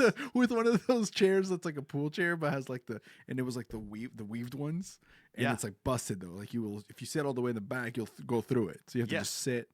And a can of Folgers that holds up their cigarette butts. Dude, so I'm running. And I'm like, all right, it's going to be a good day. And I'm full sprint because, I just got done sprinting up hills at sales school. I'm like, yes, that's awesome. I'm going to get exercise this summer. And, like, I run and I jump, like I'm 6'3". Like, I got to just jump up the 3 steps. You just jump up onto the thing. And I'm like, put my bag down. I'm like, all right, it's going to be a great day. And when I jump and I set it down, I look over and there's like a mutt. There's like a big dog asleep on the front porch. And that dog did not it was not ready for that and that excitement at 7:42 a.m. And that dog jumps up and it was just like, and I'm like, okay, like, grab my bag and I'm like, take off running back. And then from under the, cause it's, it's one of those little raised, stupid wooden patios, from underneath a German Shepherd jumps out. And then from around the front of the single wide, another German Shepherd, and they're just running with me. And I'm like, oh, this is not good. And I'm like, and again, it's one of those where your car's way over here, right? So like now I'm running. It's a good full 300 feet back to your car. And the mutts behind me and these 2 German Shepherds are next to me, like, like doing their, bite, whatever. They're right next to your shorts. And all I could think of was like, I got to get to the car. But even when I get to the car, I can't open the door. Like I can't slow down enough to like, I'm going to have to turn. And all I could think of was Kevin Johnson's Dogology 101. Yeah. And I'm like, dude, at some point I'm going to have to turn and swing. Like I'm going to have to turn and swing. And so like I get almost to my car and I just bring my bag up over and I just like, and I had to look like, chaos, just yelling and swinging. And I get enough in to like just get in my car, but my windows are up and the dogs are like, and I'm just like shaking, I'm just like, oh my gosh, oh my God. Oh you must be the dogs of the house. And then the mom, of course, comes out, on the porch, and she ain't coming out. She comes out on the porch in her, her nightgown, right? Yeah. She's like, can I help you? And I'm like, nope, I'm all good. I'm all good. Yep. And I just remember sitting there being like, shaking, like, oh my gosh. Like, I miss Penny. I remember thinking like, I have dogs on the farm. My dogs aren't like that. We have friendly dogs. Like, I'm like, and I'm a pre-met like animal lover. And I'm like, oh no, like these dogs. Wow. All right. Answer lies behind the next door. Pull out, go to the next house. Yep. Was the rest of the day like that? Did you have? What a different start. Yeah, very different. Cow shit and dog bites. Yeah, I don't think. Honestly, I don't remember the rest of the day. I mean, I know I sold something because I had in my 8 summers, I had 2 days I didn't sell anything. And it was like the Tuesday of my second week and like some random fluke day, like my 8th summer. Whoa. Did you ever like have like quitting thoughts during that day, that first day? Oh, my first day? During like that Tuesday of your second week? Yeah. Tuesday of my second week was hitting the wall. That's the story that I always tell of, it was about 5 o'clock. It was right before gravy. And the hardest thing that I struggled with my first summer was being homesick. Because I was, 18 years old. I grew up in like the original farmhouse that my dad grew up in. My grandparents, they lived a quarter mile down the road. My aunt and uncle and my cousins lived another half mile down the road. Like just stereotypical. Whoa. I didn't know country mile block. Like that's the Schlegel Road. Yeah, and so being away from home was like a big deal. I'd never been away from home, but for college, which was like two hours away. So. Yeah, that Tuesday of the second week, nobody bought anything. I go to this house and knock on the door. It's one of those screen doors with the inside open, knock on the door. I can see through the kitchen to the family room. This mom's sitting there on her recliner and she's not budging. She's not moving. Little girl comes to the door and I remember her opening the door and she just looked like my sister. She just looked like my little sister, 7 years younger, big old brown eyes. And I was like, hey, is your mom home? And I could hear her like interacting with her mom. And her mom's like, tell her I'm not home. Tell him, we're not interested. And like, then she comes back and like, I can see her, like I can literally see her through, like she's right there. And the girl, just saying that, like, hey, yeah, like, she's, my mom's not interested. She's not home. And just seeing the, like, I can't believe that parents, like, don't care enough. Yeah. / like, this girl doesn't know any better or know anything. But it's like the example that her parents are given to her. It was just like, and just seeing, like, how, like, how much she looked like my sister. And I just remember going back to my car and I was like, dude, I just lost it. I was just like, man, I miss home. I miss, all of that. Yeah. And it was just like, but that was at that moment, and it was just like that Dan Moore moment. You write yourself your letter. I never read the letter, but it was like, that moment of when Dan would tell the story about like, when you're, you what's his phrase? You can't keep going forward, but you don't refuse to go back. But you refuse to go back. Yeah, exactly. That was that moment. And I was just like, all right, like that's why I'm here. Yeah. And just kept knocking. And that's what I'm saying. Like those moments where it's like, if you hadn't chosen that, like what kind of kids would you have?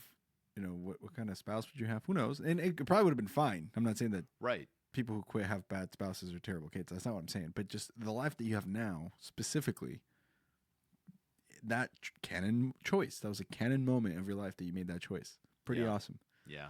Yeah. That's cool. When did it start to click? So my, the third week, so I mean, I was like uber coachable. My thought process going in was like, dude, if I'm going to do this, I'm giving up all this stuff. Like I'm going to be as coachable as possible. And if I fail, like it's going to be their fault. Yeah. That seems to be a winning mentality across anybody. That's the same as my first summer. That was fine. It worked well for me. Yeah. So yeah, good call. So, so my first week, I mean, I remember all this stuff because I tell these stories, but it's like my first week I sold like 110 units. My second week was 150. But then my third week I went and it was Memorial Day was that Monday. Yep. And I followed a guy named Nate Goebel. And I don't know if you've heard that name before, but so Nate, he lived with Mike. Mike was the OL, his 10th summer. Nate's like 6th summer or 7th. He had just spent the last year in Germany, and he was one of those where he's like, I'll come back and sell, but he's like, I'm not doing stat calls. I'm not doing follow days. I'm not doing PCs. Like, I'm coming back just to make money. And this was like back in the day. Fair enough. Yeah. And so. And for people who are listening who didn't sell books or maybe have been out of it for a little bit, this summer, one unit is worth about $8.50 to $9, I think, now. Yeah. For a conversion. So when you say 150 units, you made about, $1,000 in today's money. Yeah. Back then it was $5. Yeah, something like that. But yeah. it was, but the crazy thing about it was, so he was like, I don't want to do any of this. But I followed him on that Memorial Day. Like I was the one person that followed him that entire summer. And so I follow him on Memorial Day, and he just sells, like we're just sitting down with all these people, and he's like, I couldn't even, as a first year, you want to like add it all up. You're like, how much money is he making? Yeah. But he sold like he's crushing it. Yeah, he sold like 350 units or something that day. Something, I couldn't even keep up. So 3 times what you did your first week, and more than double what you've done in the summer so far, or about double what you've done in the summer so far, something like that. In that day, right? In one day, yeah. In that day. And so I was like, okay. And so then that week, those next 5 days, I sold over 300 units. The next week, I sold over 500, and it was like. But this was 04. This was the summer of 04. So this is when Dustin and Dave were doing everything. And Dustin was part of the real deal, like part of our group, under Roger Smith. And so like I'm out there as a first year getting recognition. Oh, you sold 400 units, 500 units. And Nate Goebel, like he sold over 10,000 units that summer. But like I'd be like, 400 units, and then they're people. Nate would be selling like 1,200 or 1,400 in the week. Kai was doing 2,700. She Right. broke the record that summer doing that. And so it's like, and so they were all doing that. So like, it's just a matter of perspective where I was just like, I didn't even think anything up. I was just like, oh, okay, I guess this is, man, I'm not that good at this, Yeah, but you're crushing, like, if a first year hits PC or 600 or plus, that's a big deal. Right. So yeah, but it was, wow. Yeah, it was fun. So cool. Do you remember specifically what you saw him do that just like kind of helped your belief barriers or like help you kind of click in? Like for example, I always give the example of mine where it was like I started doing the self-talk. I was coachable about everything that summer except for my self-talk, and then finally like the third week I was like, fine, it can't hurt. Yep. And I started talking to myself positively, and all of a sudden I went from 300 units to like 600, 700 that summer. That was it. Was it really exactly same thing? Yeah. Oh, dude. Yeah, that's awesome. I mean, my PC, one of those short PCs with Mike, he's like, well, okay, you're super coachable. Like, how's your self-talk? And I was just like, well, that's the one. I'm like, that's kind of weird. Like, I don't know. He's like, well, he's like, watch that, watch Nate, watch how he controls, just his thought process and, his patterns and everything. And so that was it. That literally was the same for me.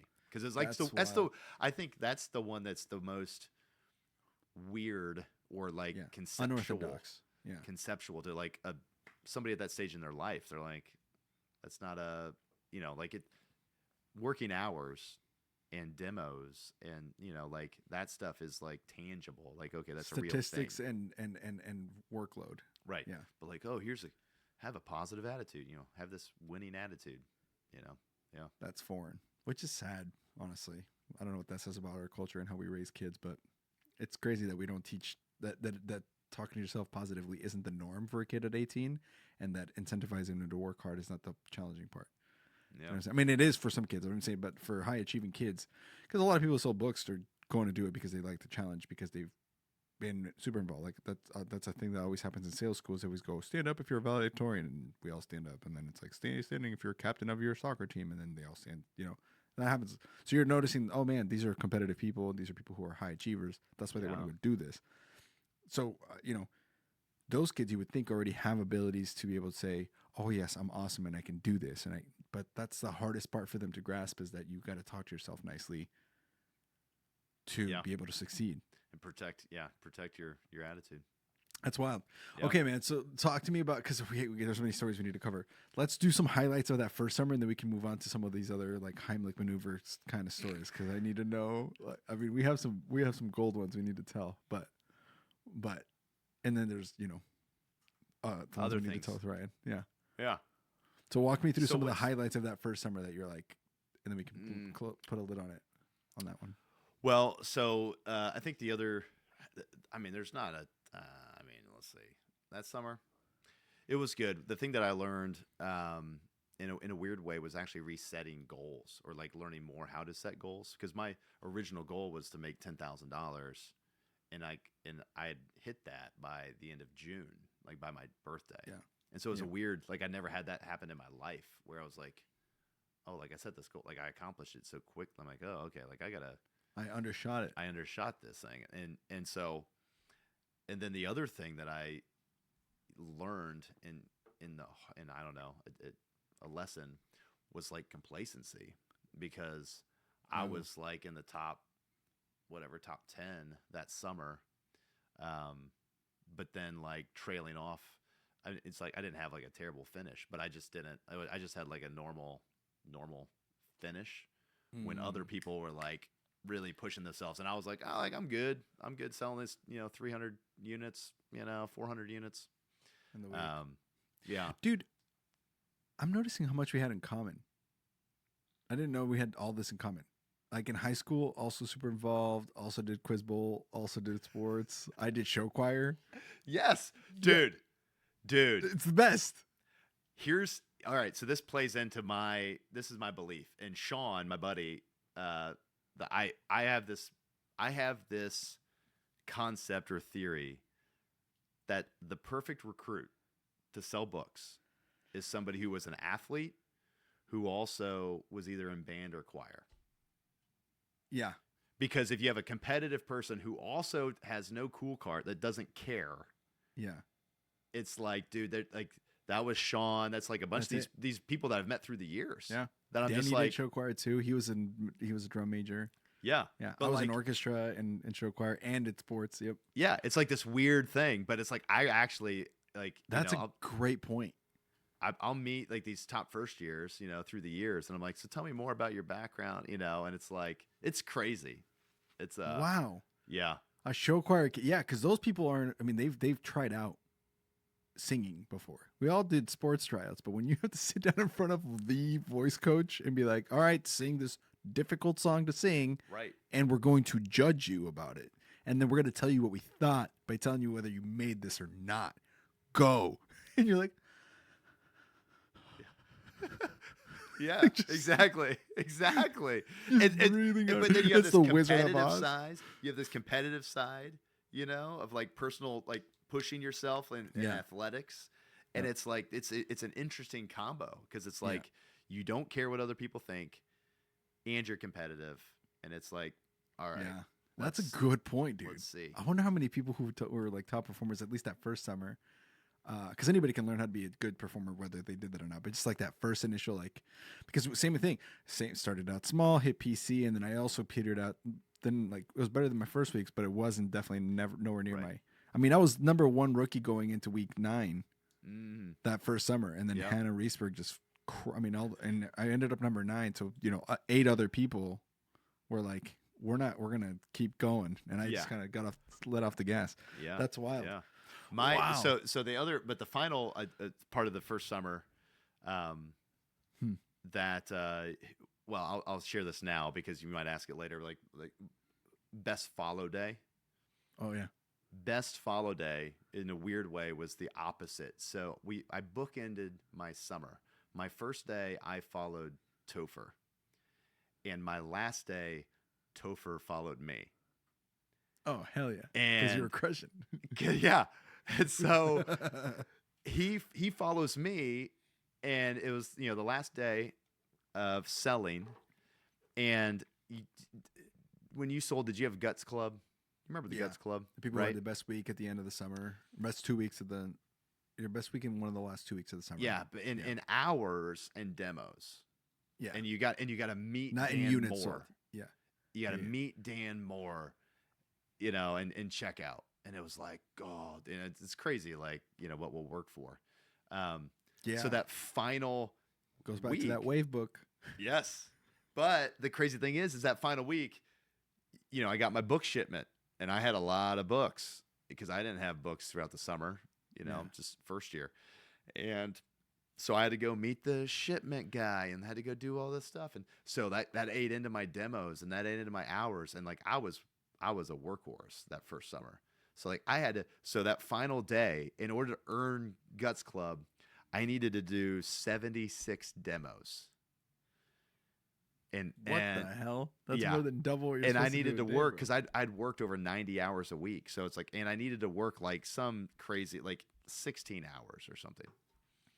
And so Topher was like, on that Friday, he's like, hey, I'm going to come follow you. You know, this is going to be fun. This is going to be awesome. And I was like, all right, Topher, I'm not even eating breakfast. Like, I'm going to hit this Guts Club thing. And so, like, if you want to meet me, just meet me out of my turf, you know, kind of thing. And I proceed to work this day. And this is why it's actually accurate, because Topher was with me. And he'll still tell the story. But I end up that day, I had 77 demos that day. And we were flying. I was just going through my entire list from the summer and just I mean, sign him up or cross him off, dude. I had 77 demos. I had 29 sit downs. Oh my God, dude. Yeah.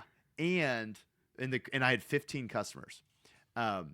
But the crazy thing about it was, and Topher was with me, so it's like 10:45 at night, and I'm sitting on. I mean, I was selling anything and everything. It was the last day, and I was quick. I was just like, "You want this or not? You want this or not? You want this or not?" You have to be to get 29 houses, dude. We were flying, but I was sitting on like 98 units, and I was like, "F this," you know, like I'm not doing this without having a burger day, like without hitting 100 units. And so it's like 10:45. I'm knocking on this door in this neighborhood.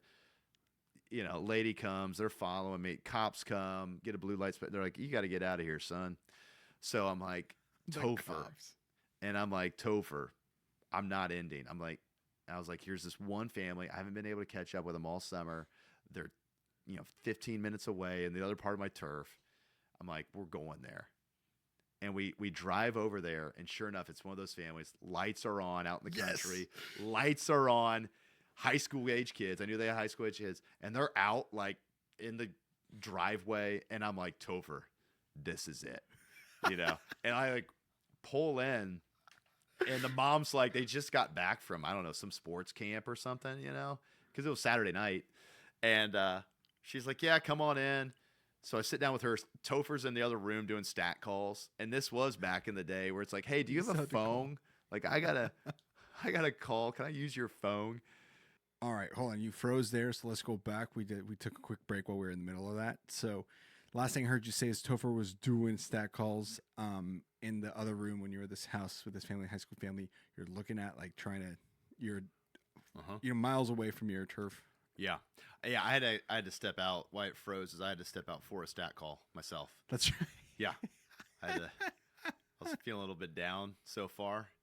It's about one goal period into this podcast. I need to get a little pick me up. So did it look intentional or unintentional? No, I don't know, but that was a great recovery. Man, that's great. So there we were. So we were there. There we were. Missouri, misery for some. Joplin. 11:05 p.m. Yeah, Topher's in the other corner doing stat calls. I'm at the kitchen table with Mom. Lights are on. High school kids, friends are over, coming in and out. Been working all day. And I'm like, this is happening. And this mom's loving it. And it's the end of the summer, right? And it's 11 o'clock on a Saturday night. Like, if you're sitting down with somebody at that point, I mean, you're a dad now. If I'm sitting down with somebody at that time, it's like, I could, here, whatever. I'm going to offer you food. Yeah, exactly. Yeah. So she's eating it up. Of course, they buy stuff. But then the funny, I mean, so I hit my burger day, all this. Well, then the high school kids come in. Topher's done with his stat calls. And they're like, you guys want to come with us? And we're like, what? And they're like, yeah, we're going to go drive the country roads with the flashlights and shine them at possums. And then when they play dead, we hit them with baseball bats. And we're going to put them in a burlap sack and drop them off on the front porch of our football coach's, door. And we're like, what? And Topher's like, let's do it. I'm like, no, like it's like 11:45 at night. I got delivery school tomorrow. And but that was, and I was like, you guys do that? And they're like, oh yeah, every Saturday night. It's funny. I'm like, this doesn't seem safe. FEMA. rural Missouri. I wonder what those kids are up to now. Because they were like probably at Harvard because like you sold them books. 2 years younger than me, or a year younger than me. They were like seniors, and I was. That's the crazy thing I think about, like, the age different. Like, there's such a stark difference, but at the same point, it's like you're not that much older than these people. Right. Danny's first summer when I recruited him was straight out of high school, and he graduated high school early. So he was 17 when he went out to sell books, and he was selling to kids who were like 18, 19. Some of them, the ones who were like behind, like they were 2 years older than him, and he's selling to them and their families. Just it's crazy. Odd. Yeah, pretty odd. It's a time warp. Yeah, so that was my first summer. It was great. Yeah. I took a week. My OL told me to take a week customer from every day, just to just help somebody or whatever, which is great. My OL, Josh Adcock. We have our fantasy football draft this weekend, so nice. Godspeed. But he was like, yeah, take a week customer every day, and I'm like, all right, that makes sense. Until deliveries, and you have like 70 week customers. Yeah. And I was a first year, so it's not like I knew how to collect cash on the front end from them anyways, So I had 2 weeks of deliveries, and brutal. It was brutal. Yeah. By the end, I was just like, physically the hardest part of the summer by far.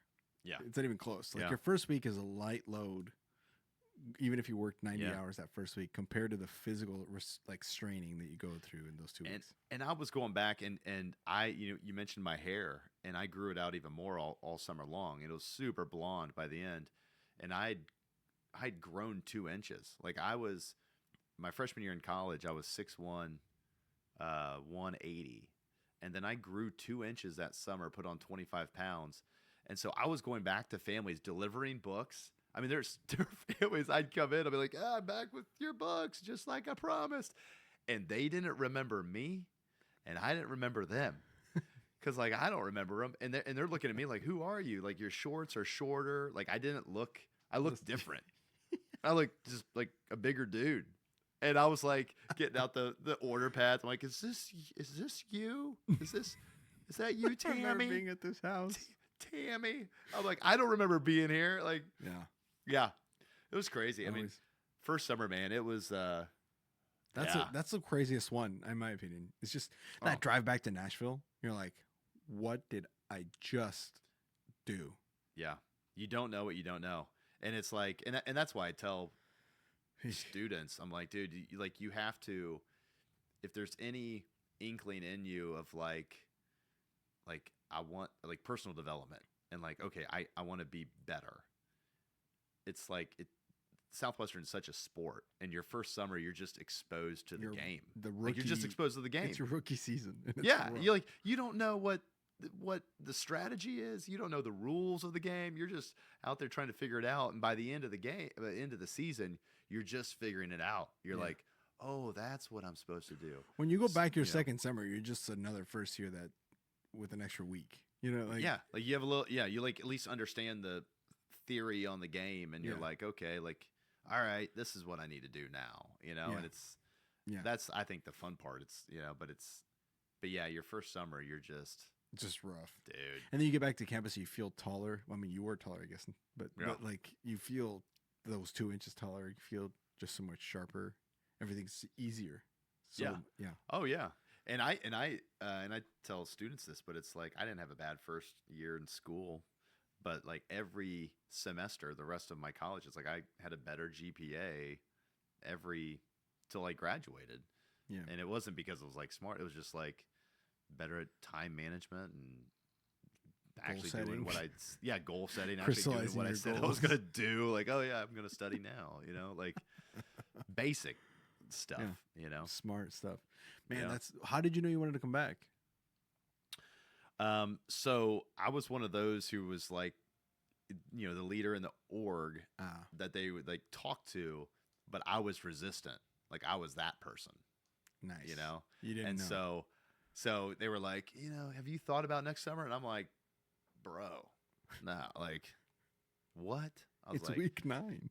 Yeah. No, it was week 6, I was like, no, and, but my goal was to make 10 grand. One of the things is I want to make $10,000 because I want to go on a mission trip. I want to do something, I want to go to a mission trip to Africa, have that experience. Okay, well, I need money to do that. All right, it's my freshman year. I'll do pre-med stuff later, like, internship, like all that stuff. Well, after I blew past that, and then the more they worked on me about, well, hey, you can get leadership experience, like leading other people, training other people, like you're good at this, it was just like, all right, like I think it was like maybe week 9 or something where I was like, all right, like, they selected some other people, some other friends of mine at that point, and I was like, all right, like, yeah, it probably would be good. Like, all right, let's So you already knew you were coming back before you went back to Nashville. You already had Yeah. That's sick. Yeah. How was Sizzler? It was good.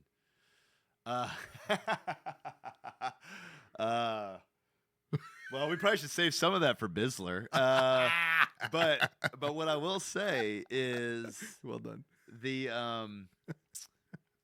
Here's what I will say. What's funny is only people who've been on the podcast know what you just said. Yeah. So now I had a unique experience. I had mono, actually. During your Sizzler? My first Sizzler. Oh, yeah. Rough. So the week before, I get super sick at school, and I'm like, tired, sleep for 16 hours, like whatever. And I go to the, on campus, whatever, clinic, and they test me, and they're like, oh yeah, you have mono. Hey, you need to, have you ever had mono? No. Okay. Sounds awful. So you're just really sleepy, and your spleen becomes enlarged, and so you can't do physical activity because you might, if you hit it wrong, like any body shots, like you could rupture your spleen.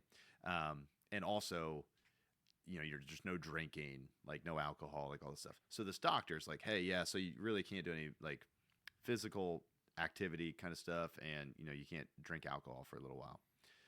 And like this was like the Monday before going to Sizzler, like that next Sunday. For how long, doc? And I'm like, okay, well, let's say that someone had a trip planned to Costa Rica. Next week. Next week. And this was like the only time he's like, well, I would tell them that they probably shouldn't dive in a pool or, go in the ocean, and definitely don't drink any alcohol. And I'm like, okay. And my parents were like, yeah, you shouldn't go. Like I was so tired, and I was like trying to cram in these exams beforehand, right? Because I was missing class right before Thanksgiving. So anyways, I ended up, going, and I'm like, all right, I'm not going to drink. So like the first 3 days I didn't drink. I was just like, all right. Cause I felt like poop, and it was like, I was just like, all right, I'm here, but then I just remember like, yeah, that third day, and it was just like, all right, I'm feeling better. Screw it. Spleen's fine. Yeah. Yeah, I remember taking my first shot, and I felt it. I was like, probably shouldn't have done. Yeah, give me 2 more.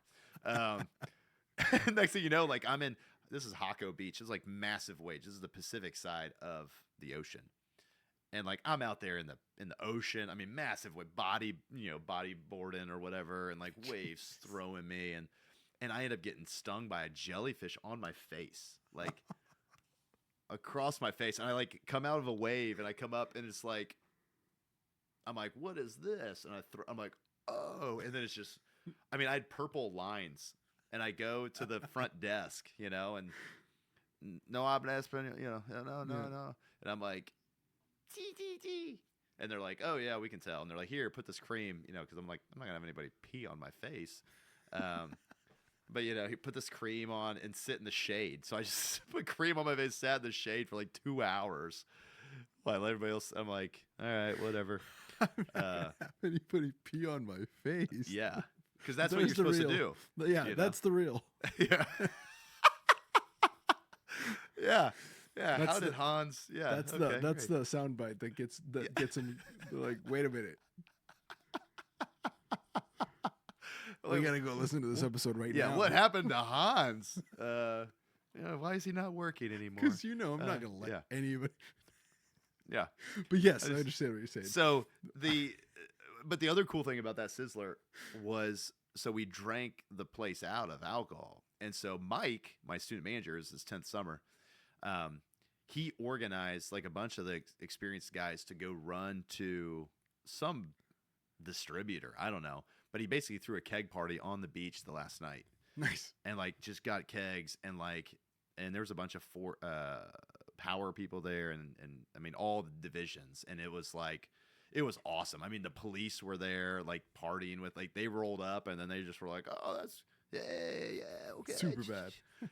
yeah and then they're like, and I was like, dude, this is my student manager. I'm like, this is legit. Like he was running this place. So That's legit. Yeah. So first Sizzler was Historic. It was worth it. Yep. Memorable. You're like, I'm definitely coming back. I Yeah, want Bono next year. Oh yeah. At that point, I'm like, yeah, I'm not gonna have. Yeah, I'm good. What else? The farm? Yeah. Sorry, father. Yes. Yeah. Yeah. At that point, when I made as much money, he's like, oh yeah, you should keep doing that. Like the farm will be here. Like Do that again. Yeah. Yeah. That's sick. Yeah. Now let's so we have 6 summers rapid fire questions and ponytails to cover, plus the ones with the Ryan. So we could probably skip some of these. 8 summers. Don't discount well, my 7 more summers. I meant. 7 more summers. Yeah. So week number 1, summer 2. Yeah, we're just gonna go through all 12 of each. Yeah, this is welcome to the marathon episode. Doing 10 hours. Yeah. Now walk me through like some memorable highlights of some of these stories, and I'm sure more will come up than others. Like I need to hear about the Heimlich. What the hell? So we'll hit that one now because it's not even a book field story, but it's a situation that you would know. So, so I saved Ben Kessler's life. Wow. So this actually happened in our office. Is like this happened, I don't know, 6 years ago or something. Wow. By the way, Ben, you got to come on the show whenever you Ben Kessler. Yep. Yeah. So he, I heard him through the wall. Like it was like lunchtime, and he was like eating Greek food or whatever. And then I hear like an unusual cough, like like there's like the normal like, this one was like had this weird sound, and I was like, that was different. And I'm still like working, and then all of a sudden I hear like more like, and he like walks, and he walks out his office door. I walk out my office door, and I look at him, and it was like looking at me like purple like does he like, not know the universal like oh yeah, no, at that point, no, that's when he was like that, and it was like crossing his hands. Oh, this is and there was another recruiter here working, and he was over the water filling up his water, and he like looked, and he was on the phone, and it was like, was it you on the phone? But anyways, I just grabbed Ben because I was like, oh shit, because he was like, and I'm like, oh my gosh. And so like I just get behind him and just obviously I'm bigger than him, but I'm like lifting him up, and I'm like, whatever. And all of a sudden he's like, like big old like in a movie. Like here goes the chicken chunk, and Ben was on the phone because he gave his phone to this other recruiter, and the other recruiter takes his phone and he goes, yeah, Ben's gonna have to call you back, and it just like hangs up. And it was like it was one of those weird moments, and Ben's looking at me like, and I'm looking at him like, and then the other guy who's like standing there, he's like, oh my gosh, he's like, I didn't even know what to do. I'm so glad you were here because I was like, I don't know what, like I'm standing here, gonna watch Ben choke to death, and yeah. Can you imagine? I'm sorry, that's kind of morbid to think about. Just like you don't know what to do, you just want someone to die in front of you. That's literally what he was. He was like, dude, this is gonna be bad. This is gonna be bad. He's like, I'm glad you walked out of your office. Wow. Yeah. So that he was legit choking. He was legit choking, and I was like, this is crazy. Like this is. When was this? This was happening. Yeah. So, I mean, career services in that moment could have just dissipated if Ben in it, Been over. It was a big deal. Hold on. How does Ben retell the story? Does he say you saved his life? I think you should have him on. But yeah, no, he's like we would make jokes about it. I'm like, yeah, dude. I mean, I saved your life. Saved your life. He's like, yeah, you did save my life. You need to name a kid after me. Yeah, your kid's name should be Hans. Yeah, something. What's your middle name? Mine? Yeah, Christopher. Hans Christopher. Chris. Yeah. He's gonna name his kid Chris at least. Yeah. Minimum. So my mom, she's German. This whole intro is true, but yeah. So she knew if she ever had a son, she would name him Hans, and if she had a daughter, she named her Heidi. So I have a sister named Heidi. Huh. Yeah. So you saved Ben's life. What a moment. What That was a moment. what a moment. That's got to be on your resume, not just on your bio. That's got to be a full-blown resume. Yeah, I mean, how many people can say that they've done that? I don't know. I mean, it like happens often in the movies that you just like don't even like think about it. You think it's like it's kind of like when you're a kid and you see quicksand on the cartoons. You're like, oh, this happens all the time. Quicksand must be a thing. John Yeah. Mulaney has a bit about this. I think where he's like, it's like the top 4 things you have to watch out for as an adult is quicksand. Same thing with choking on your food in the Heimlich. Exactly. And it's like, wow, Yeah. Yeah. dude, that's So crazy. It's great. Yeah. So I mean, there's imagine you went to go pee or something, or you were just out for lunch. just gone. instead. Oh yeah. What Like, would've or if happened? I was on a call or like, oh no, we've replayed it a lot in our brains. Like, you what could have know? happened? Damn, dude. Yeah. How many Yeah. people die of choking on food a year? That's gotta be. I don't know. But like, how many people like can say like save somebody by Heimlich, like an adult? Yeah. You know, like there's kids, like, you know, my kid's choking on stuff. Yeah. And, you know, I ask Laura to save him, you know, because I don't. You know. She's like, get your finger in there, swipe it. I'm like, coaching. swipe it. I'm like, I don't. Yeah. So, yeah. Oh, hold on. There you go. Quick Google search. About an average of 4,900 people in the United States die each year from choking on food. The number has remained relatively stable over the past few years. Well, that's good. That's good. That's not increasing. Hot Yeah. dogs, grapes, and nuts are the most common choking hazards. Adults over the age of 65 and children under the age of 5, which is morbid to think about. Well, yeah. happen.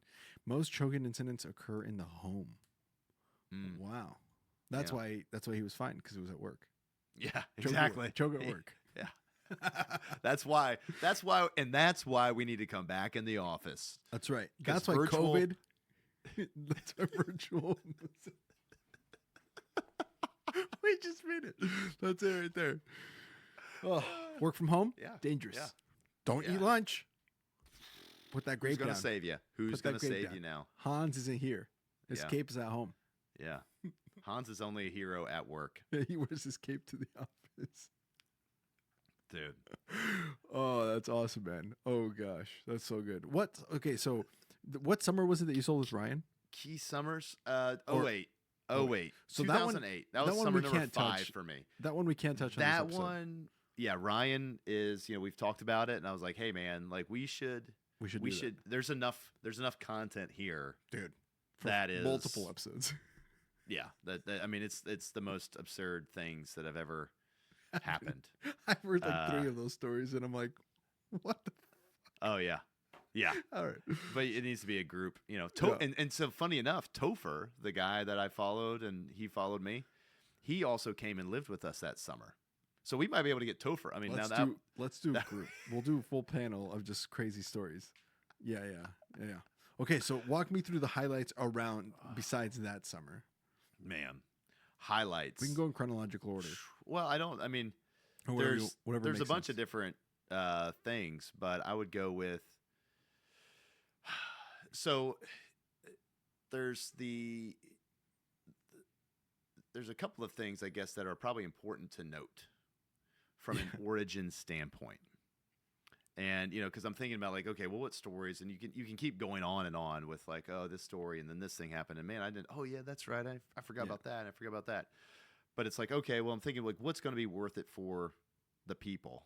Because you got to give the people what they want. You got to gotta give people what what they they want. You just Yeah. got to. That's why Ryan's got to come in. Right.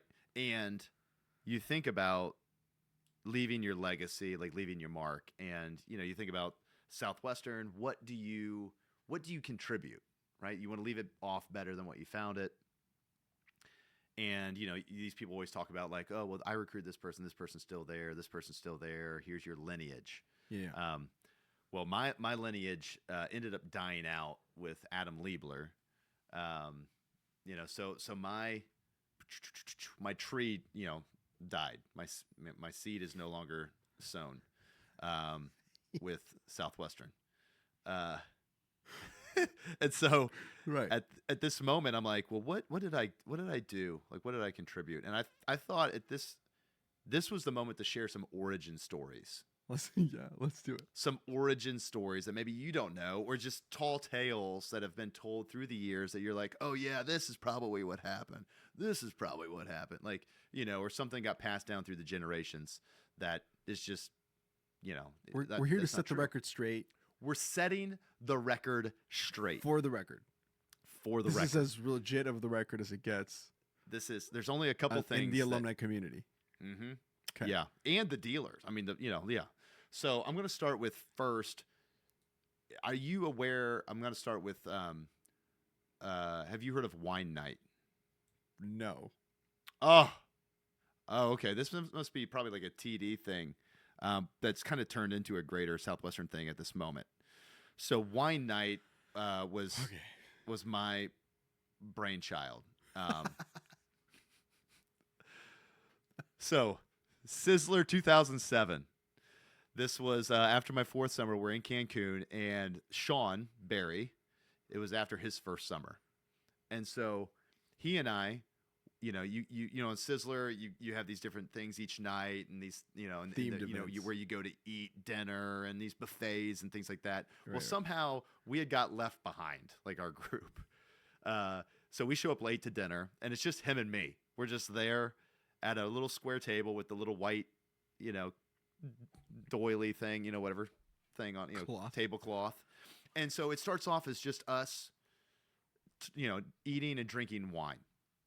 And it starts off with appreciation. Like, hey man, like, dude, isn't this amazing? We're here together. Like, dude, I'm like, you know, we sang together. We've sang around the world. We've sang, you know, like we've done this other stuff, but like, dude, we did this. Like, dude, you're here. Like, thank you. You know, like you have those moments, right?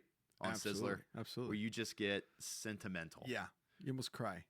Right. It's an And you're like, emotional "Dude, one. I can't Yeah. believe we're here. Like, it's in the pool. It's at, you know, at the swim up bar. It's out on the beach late night, or like Oh, yeah. whatever. You know, it's at the club. And so for us, that moment was at this dinner, and it's just him and me. Well, next thing you know, we just keep drinking wine and drinking more wine and spilling wine and drinking more wine.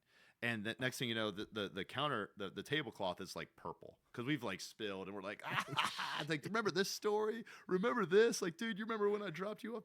And at the end, they basically are like, hey, it's closed. Like, you guys got to go. And we're like, okay, let's go out. And Sean takes a bunch of bread rolls. I mean, this is how bad we were. I mean, we were toasted. He picks a bunch of bread rolls up, and he played baseball in high school, and he's like winging them, just throwing them at me like fastballs, like in the lobby of this resort. And yeah, and so, you know, fast forward, like, he doesn't make it out. You know, He goes back to sleep. Yeah. First rule of Sizzler: never go back to the HQ. Correct. Right? You know, like, once you're out, like, That's you a don't go golden back. rule. Like, you don't go back. Like, you go straight to the club. He doesn't make it out. You know that, and that was Wine Night. That was the first Wine Night. Well, then the next year, I'm like, dude, that was actually a lot of fun. So then I'm like, all right, let's do it with our org, and we had more people, and then it grew into this moment where by my 3rd year full timing, it was like the vision that I casted to recruit people. Like, it was the thing. I was just like, what do I want? What am I visualizing? I'm visualizing a U-shaped table on Sizzler, like on the final night or whatever, where we are like, everybody has bottles of wine, and we're just toasting each other, and we're celebrating each other. Yeah. We did that And with the we're- forest, but we didn't call it Wine Night. But that was your idea? You started that? Yes. Oh, boy. Yes. So this was like, nobody did it before me. Like, I mean, maybe people did, but then it died off or something. But It like, wasn't a literally, tradition. it was never a tradition. And so then it turned into this thing, like, literally. So, you know, by 2010, I mean, we literally had a massive table, and it was amazing. And there's pictures from it, and I would show people in recruiting. I'm like, look, this is our vision. Like, I want you here. I want you being appreciated. That's brilliant. For like the things that you've done. People, your roommates, like, you want to be in Mexico on Sizzler on this trip. Because then eventually, obviously, it turned from appreciation to, like, you know, would you rathers and like sarcastic things, you know, making, you know, roasting. It basically turned into a roast. That's what it turned into, you know. You're like, no, we're just roasting each other, you know. This has changed. Yeah, exactly. This has evolved. Yeah, and I don't even know like a PG-13 one I could even do right now. Don't worry about it. That's a story for Bizzler. That's a story for Bizzler. Yeah. So Wine Night, and so it continued on, and then like Aaron Sokolonoff continued it after me, and it kind of evolved. Like, they did it on VIP Trip, and but like the original Wine Night was me and Sean getting blitzed on just red wine, just a bromance that night. And you still remember it. Yeah. You Yeah. I still went out that night. I mean, I was, this was my fourth Sizzler. It's like, he was the first year. He was, it caught up to him pretty quick. That's phenomenal. Yeah. Okay, so that was one tradition. Was it also you that did the Speedo Amigos? Was that you?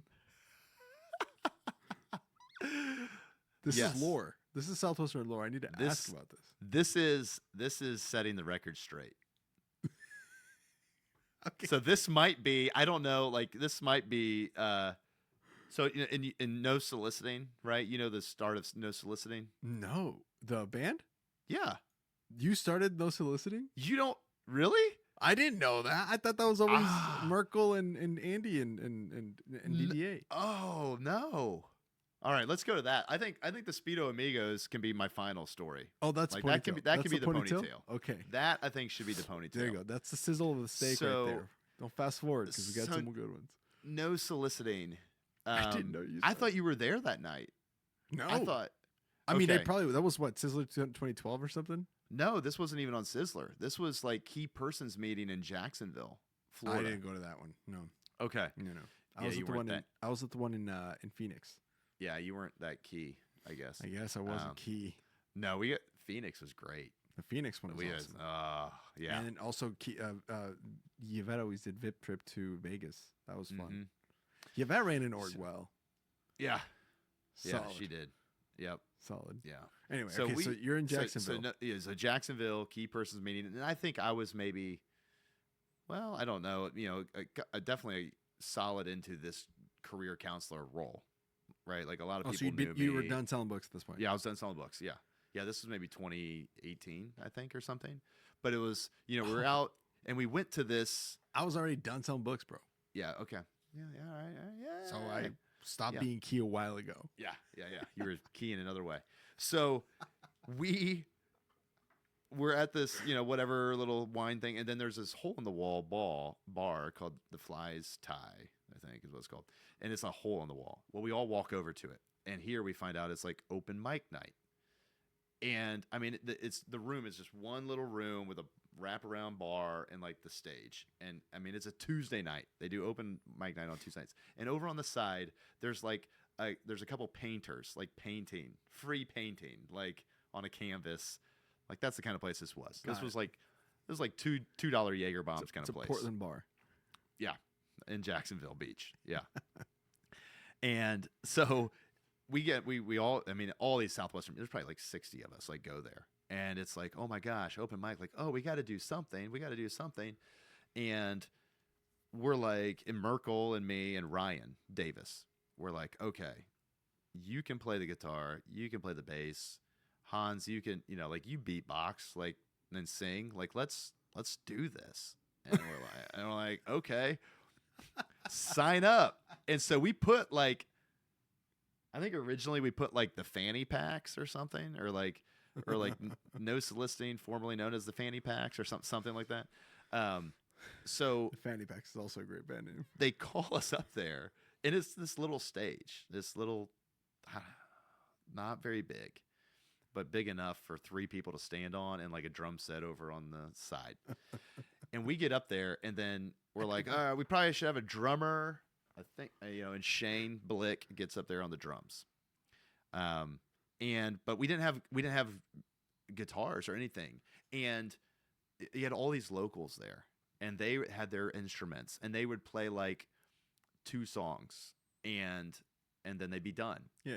Or casual, one song. Amateur open mic. One song and you're done, kind of thing. And they were like decent. These people were decent. But this was at a moment when like most of these alumni or these dealers didn't know about that we could like that you could do play music. That we could do music. because they can play. Andy, Merkel, I don't know, but Ryan could play. But yeah, so we get up there on stage and Merkel's like, I need a guitar. Where's the guitar? And it's packed, like just front to back people. And all of a sudden, like this guitar just comes floating in front of him, in front of the stage, and he's like, okay, Dude, yeah. this is a moment. And he gets a guitar. Ryan's over here on the bass. He has like an electric bass, like dum, dum, dum, dum, dum, dum. All right, yeah, all right, we can do this. And we're like, all right, let's play. And we played Steal My Kisses, but like I think the Fish version or whatever. Always have to steal my kisses from you. You know that song? I think so. And always have to steal my kisses from you. So yeah, so we You do guys that. start jamming? And, yeah, so we started jamming. And I start beat like and start just beatboxing. And like they're like, oh, this is, and you can see the owner and this other guy, the other like locals, because they were very skeptical. Right, we're a bunch of like college kids showing up, right? Who asked for a guitar? Who asked for all these people, right? And we're and they're like, all right, next up, no soliciting, and like they didn't read it right, they didn't read the name right. It was just like, okay, I guess that's what we're going with. And we start playing, and you can see they're like, oh, okay. And we get done with the first song, and they're like, yeah, like obviously it's all the Southwestern people are like, what? And so then we play Gin and Juice. And Merkel just kills it, like crushes it.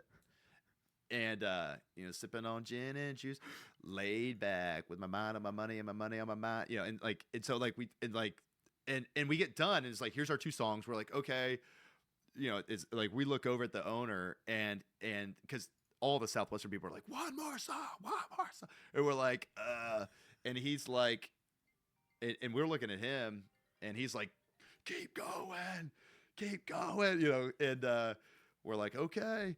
And so we played No Diggity, and Yes. and dude, like, and it was one of those surreal moments. Like I've It's like a Ferris Bueller's Day Off where he starts getting on the parade and just starts singing, and people are like, yeah, dude, and it was like, but I've had a lot of musical moments in my life, but I was like, this is probably one of my top 5, because I'm like, it was like one of those surreal moments where like everybody was just like, dude, this is happening, and everybody was in amazement, and even us were like, dude, we're jamming right now, like this is awesome.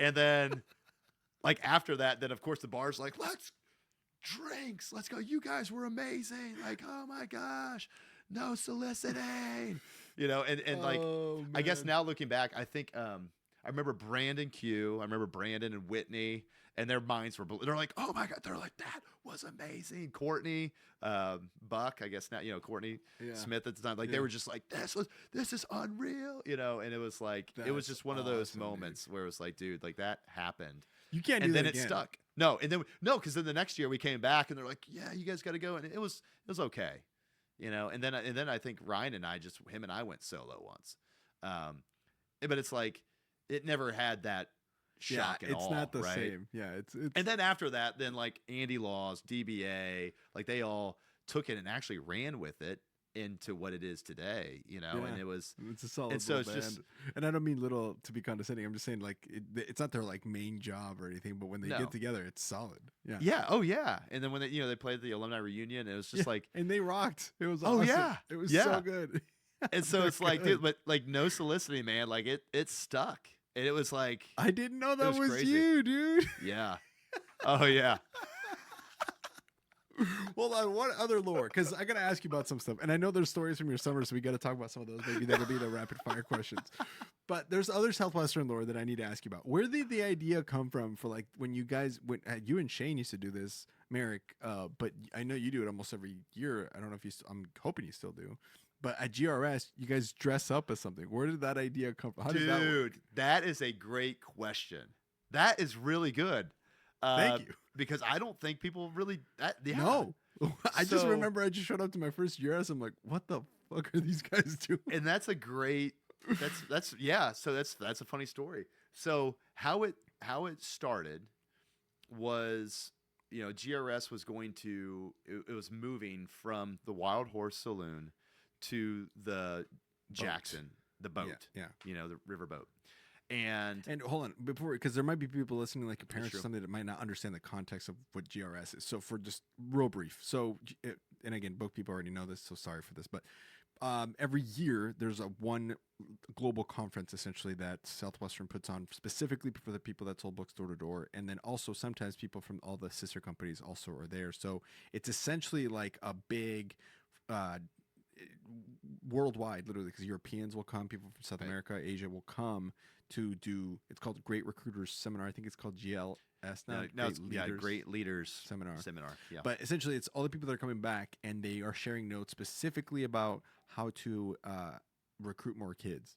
To put it, and personal development, leadership stuff now. But and then they have the big awards night. Yeah, and then at night, last night they have the Freddies, which is the Oscars, the Emmys, Grammys of book people, and they celebrate, and everybody dresses up to the nines. There's like a little red carpet that they do, and I don't say little again to be condescending. I'm saying it's literally just like 4 feet just for the picture. It's like it's a red carpet, but it's legit. It's legitimately a high honored place. The president's there. All the board members are there. Like it's the who's who.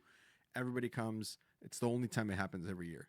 Right. So and that's a big deal. Context. And it's a big deal, and they are dressed up. Yeah, all the number one campuses are announced, student leader awards, all the awards in front of everybody who's important in the company. And it used to, for a long time, be held at the Wild Horse Saloon, which was my first summers, was there. Yeah. But then the next year, they held it on a boat. They held it at the boat that goes on the Cumberland River. And so Dan Moore emails Shane saying, hey, would you guys mind taking tickets for the event? Because there's every year there's some people who just aren't invited, or just alumni, like random. I did not know that. Like random alumni. I was wondering, like people just show up, and and obviously it's like a formal event, and there's they pay for the food, like the meals, and it's venue, everything, the venue, and it's a big deal. So and there's just random freeloaders that will show up, not even people who sold the last, just random people. And so Dan was like, hey, it's going to be on a boat. We can't have, hey, can you and Shane, you guys know all the people, who are the dealers, the alumni. Can you guys take tickets for it? And Shane's response was, yes, as long as we can dress up like this. And he sent a picture back in the email of Tom Hanks in Polar Express as the ticket taker. As a joke. Just as a as long as we can dress up like this. That was it. That was the email. And then the president of the company. And then Dan's response was, that's amazing. Can't wait, in explanation points. I did not know that's how it was, dude. And Shane looks at me and he goes, well, I guess we're doing it. We're getting costumes. Please tell me Shane wasn't show choir too. That'd be just perfect. No, he was not. He was not. But so we're like, all right, so we go to the costume rental place here in Nashville at the time, and we're like, we need to be this Polar Express, Tom Hanks, ticket taker guy, and we rent this stuff, and so we get dressed up. We go down there, we go down early before everybody else gets there. We're like, all right, here's where everyone's loading onto the dock, and the boat's right there, kind of right at First Avenue. And you have the big leg that walks up. And so we're standing there and we're like, all right, we got to be in character. You guys commit to the costume, for the record. Commit. People who are listening who have not experienced this, you have the fake mustache, the eyeglass. You guys the went hat, full the eyeglasses, blown. The little timepiece. Yeah. Everything full blown out. So much so that some years we couldn't recognize that it was you. Right. So that time, right? Your eye is only your eye is trained to see what it's looking for. Yeah.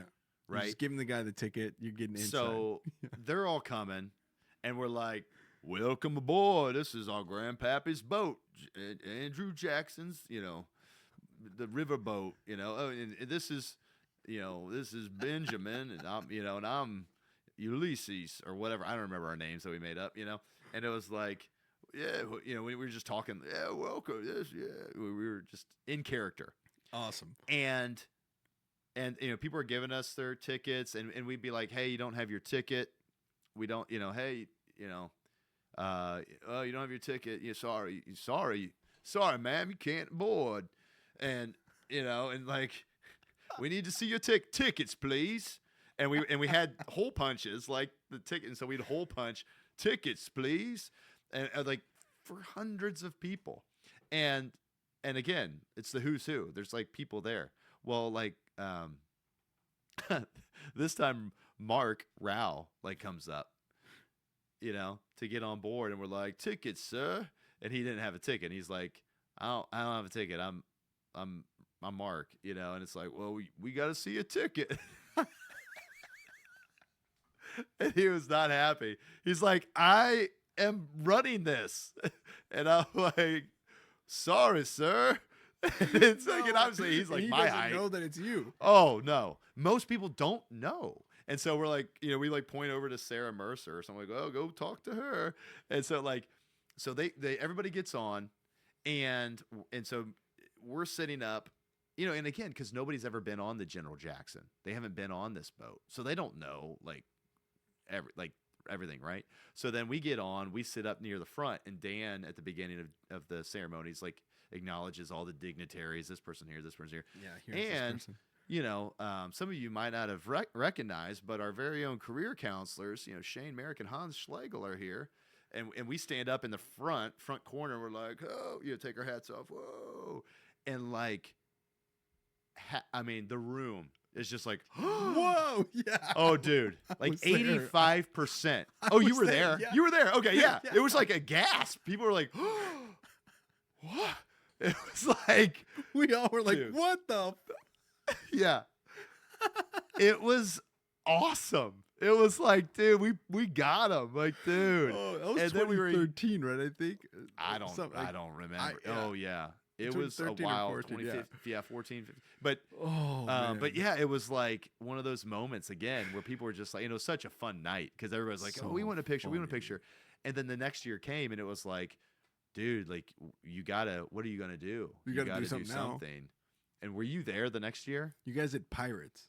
The next year, yeah. Dude, and that was legit. Like, yeah, that was again, the other. You were like Jack Sparrow, like yeah. full We blown, grew dude. out, knowing because we were gonna do it. We grew out our own facial hair for like for November, like all of November, all of December, 3 weeks in January. Like, I shaved this, and I twisted like things, and we had that black paint to like make it look like our teeth were gone, and the smudge, like You the had charcoal, the full full thing. And again, people didn't know it was you. I had no idea, and I was. Because with the hair and everything, I looked like 6'6" or 6'7". I looked ginormous. I remember I looked up, I'm like, what the? And then I'm like, Hans? Yeah. And Shane dressed like the fancy pirate. He dressed like with like the Hook. parrot. Yeah, like he had the full. Yeah. Yeah. He had like golden. You were more Jack sash. Sparrow. He was. I was definitely Jack Captain Sparrow. Hook. Yeah. And it was like, dude, it was again. People had no That's idea. So funny, dude. And so now it's just continued on, where it's like now they're like, what are you gonna be? What are you gonna be? What's been your favorite one? Those two. I mean, memorable. I mean, we're just memorable. We're like probably the best. The other ones, we were like the Western people. That one time where I had the Viking horns. Like, I was like I don't know, Nordic we were meat shield. Western, like like primitive. The one that we got really creative was in 2020. Oh yeah, because we wore hazmat suits. Nice. And like we had Jesse and Walter from Breaking Bad. Dude, me and Kessler had hazmat suits on with little temperature takers without batteries in them, and we would like make everybody like, all right, yep, here you go, like before they came in, and people were just, they loved it. Like, that was, with rubber gloves and everything. We were Star Wars that one year. I was Han Solo. That's right. And Obi-Wan Kenobi, and Preet was Preet Skywalker. That was a good one. Great years. The one where we were where Preet was Ben Franklin and Ben was George Washington and I was King George. That one was also pretty legit. Yeah, because like I had like a scepter and I like walked around like with a little ring and made people kiss my finger, and Like that was like, and we'd like dance like all daintily You around, guys commit you to know, the bit so and had those much. powdered wigs, and it was like that was legit. I just acted like King George from Oh, Hamilton the whole so night, good. you know. So good, dude. Oh, But then like more recently with Danny, like when we were as a super, like he was Batman and I was Superman oh, this last year? 2 years ago, and it was unreal. It was awesome. But and he painted his face, and like it was. I mean, it was like a legit. Full Like we costume. like get good costumes, and Yeah, so these are authentic looking. Not Oh, like the yeah. ones you get from like Hot Topic or the mall during Halloween, where it's like barely a cloth of fabric to make you a Right. doctor. No, you get it's like a full suit. and Yeah. then like so we go to the club afterwards, the bar, Luke Bryan's or something, and they like legitimately wouldn't let him in with a mask on because apparently that's like a law or something. Oh, You yeah. can't wear masks, and so That's he who takes his Publix- mask. He's like, "How dare you?" Like take my mask off, and then he just has his face is just painted black where it was. So now he looks like a raccoon, without a mask on. Oh, so And, good, dude. And then we did 2 years ago, which was a lot of fun. We did Harry Potter, and so that was when it snowed. There was a snowstorm that night, and all of downtown shut down the night of the Freddies. Oof. And Oof. so there was a snowstorm, like literally the bars shut down early, like no cars were out there, and we're out there in the snow. Like I'm dressed up like Dumbledore, like with my wand, like, and he's like Harry Potter. Lucy's dressed up like Hermione. Like we're at the club after. People were just like, "Oh my gosh," like, because it's a surreal experience, Yeah. for We're- people like You're committed civilians, who Yeah. are like, "What is going on?" And it's like in downtown Nashville. Downtown on a- Nashville, on, a, right? on Martin Luther King Sunday Jr. night. weekend. Like Yeah, it's like yeah, a on the s- busy. Everybody's off, so it's a busy night at the Yeah. in Broadway. Here's Yeah. Dumbledore, like full, Yeah. I mean, yeah. So last year, Danny went, and Lucy, they went as like Top Gun because the movie had just come out. Yeah, I saw those pictures. Dude, That's they legit. looked legit. They Yeah. had like jumper, like whatever, Yeah. like, And she had the and- aviators and stuff. I remember They- seeing that yeah. on her socials. yeah. Yeah. And so Danny, he said when he went to the bar afterwards that, he said that a real veteran came up, a real like Air Force dude came up Oh. to him and was like, "When did you serve?" Or whatever, like approached him, and Oh, Danny's like, "Oh no, this is just," and this guy like got Stolen valor, kind of. offended. Wow. Yeah, like what are you doing? Like how dare And Danny's like, "Oh no, man, like it's just and he's It's just like, for work. Yeah. Yikes. yeah, That's how good the costumes are, though. yeah. That's a Oh, good that's how costume legit they are. Yeah. Yeah. So Wow. but What's that's this? where it all came from. Do we man. have So an inside that's where it all scoop came for from. this year? You heard it here first. Ruin the. Let us know. Give us Now- a theme or a hint. I will say that there's been a couple of ideas thrown around already, which is probably the earliest that serious ideas have ever been thrown around. Oh, so you're already looking in. So like it's yeah, like actual real, like we've never been this soon to the game, but we're like actually throwing around ideas right now, and I'm like, ooh, like that could be good. Do we? But does That could be Ponytails good. get the inside scoop first? Do you heard it here first? Come on. It could be movie based. It could be movie based, and if it was movie, it'd probably be Marvel. We usually like to do things that are timely, Okay. right? That are like current Events, yeah. events. I mean, Marvel. You got the Fantastic Four. Oh no, did I hit it? I don't know. I don't know. Who knows? We're gonna find out. You heard it here Maybe- first, folks. You heard it first. You heard it here first. Breaking Ponytails. Oh Yeah. man, that's so good. Okay, is there any other lore, Southwestern lore, that we need to clear up before I ask you? Because I think it'd be good to go into rapid fire questions and then have you back for more stories. Because Yeah, I think we do that. yeah, I'm usually used to this kind of thing where it's like, hey, yeah, I'll be here for about 20 minutes, and then it turns into 3 hours. yeah, happened like that. That's This was supposed to be a 30-minute episode. it happened a lot like that, right? Yeah, It's Mrs. like, Jones oops. just kept talking. She kept Yeah. talking to me. She talked to me, man, She talked to me. and it was hot outside. Yeah. And this portion, speaking of, is brought to you again by Mountain Dew. My Mountain Dew. We could be sponsored by. We might be sponsored. We're not, but we could be. During the pandemic, I drank so much Mountain Dew. How do you stay skinny, bro? What the flip? That's 5 annoying. kids. 5 kids. That'll do it. That's Yeah. a lot of calories too. You need the Mountain Dew. You need one Mountain Dew per kid per day. That's fair. Yes. Yes. All right. All right, here we go. Here's the rapid fire This questions. is rapid fire. Yeah. So, and again, this doesn't mean you have to answer quickly. It's not like this is not a Family Feud final segment where it's like name 10 people. Although we do have an idea for a Family Feud episode between actual families that sold, like moms and dads and brothers and siblings, like the Powers and the Varbergs, the Barnetts. Yeah. We surveyed 100 alumni, top 5 answers on the board. That's a great idea. Do the name of a mom that's most likely to buy. Yeah. Tammy. Stephanie. Oh, Yeah. Yes. Yeah. Tammy's always. I never met a Tammy that didn't buy, dude, ever. Yeah. See, and I said Tammy earlier. I mean, Tammy. Tammy buys. Anyway, that's funny. All right, so you don't have to answer quick like that. It's just when I mean rapid fire, it's just whatever comes to mind because it's a lot about favorites and stuff. So it's like sometimes people get hung up on, well, maybe my second, maybe it's just kind of whatever. Oh, I got you. I got you. Yep. All right, so before I ask this question, we need to know first what you did 8 summers. What states did you sell in? We did Missouri, Texas, Iowa, Missouri, North Carolina, nice, Wisconsin, ooh, and then back to North Carolina. Okay, so I'm going to ask you this then. What was your favorite state to sell in? And I always know what the answer is when someone sells in Wisconsin. Wisconsin. It was Wisconsin. How? Why? I've never sold there, but everyone that sells there says that was the best. Yeah, and it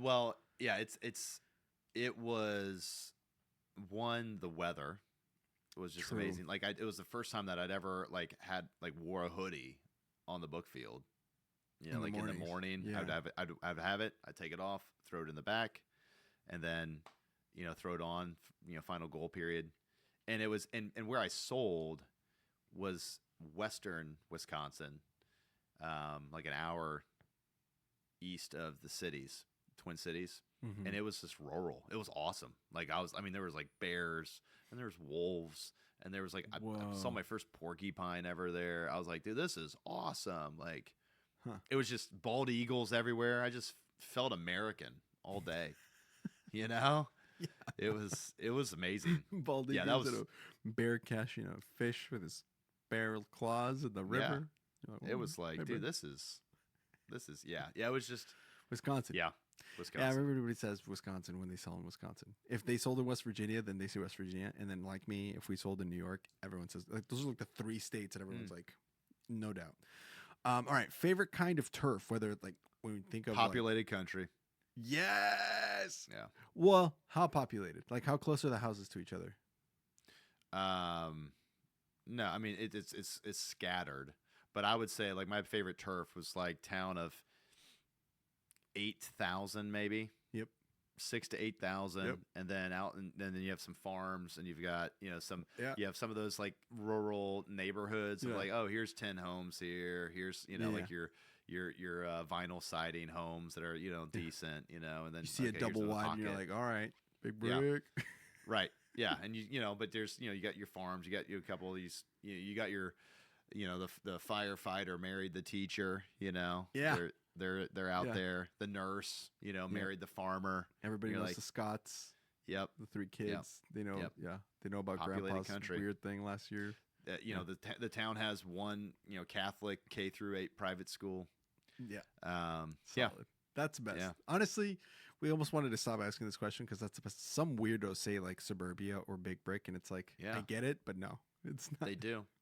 Yeah. It's definitely the best. All right. Favorite advanced sales tape? I mean, I'm probably old school, but like Zizzy and Rosen. That's it. Is like, That's the right answer. I was just raised on it. Gotta sell books again. Yeah. Yeah. Gone too soon. That would have been an amazing Ponytails episode. Oh, oh my. Could you Yeah. imagine Bill Zizzy just telling these stories on here? People would love it. I mean, it'd be on repeat. A Yeah. Ponytails episode is the first half. Not that Dave Rosen's part wasn't good. Dave Rosen's part is also amazing. You need the second half of that to like bring it home. Yeah. But that first chunk of Bill Zizzy, Salvador Dali been up here, man. This is surreal. Yeah. You need it. That's folklore. Yes, it is. Yeah. All right. Favorite HQ. Oof.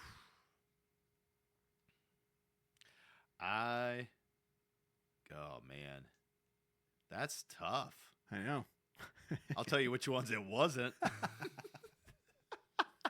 Cindy Ray, first summer. First summer. I mean, like, all right. So, are you saying HQ as in like your roommates or like your setup? That is a great point. Let's do one of each because that is two different kinds of HQs for sure. Host family. Yeah.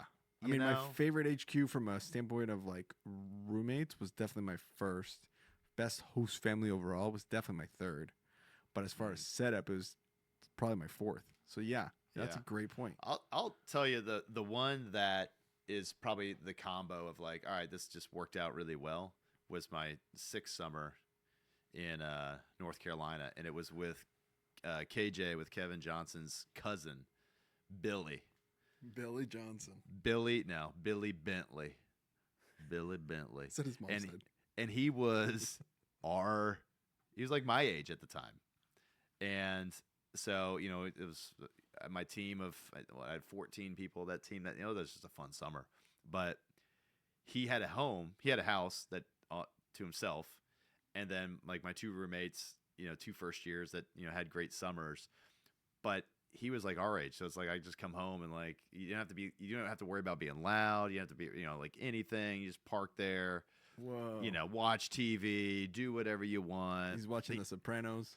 Yeah. And he had a ping pong table. Like it was just like a bachelor. I was like, dude, this is awesome. And it's like, it was, that was one that just stands out. Cause it was just like fun roommates. That's pretty legit. Easy living.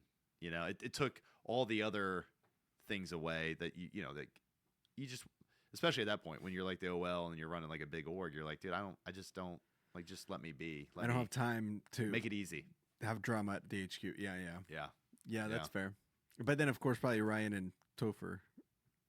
Well, that one, summer of 2008, that HQ, we didn't even have, like, we had a full house to ourselves that was across from the lady who owned apart. You guys are just out there selling books. Oh, dude, we we got to do that episode sooner than later, dude. That's so good.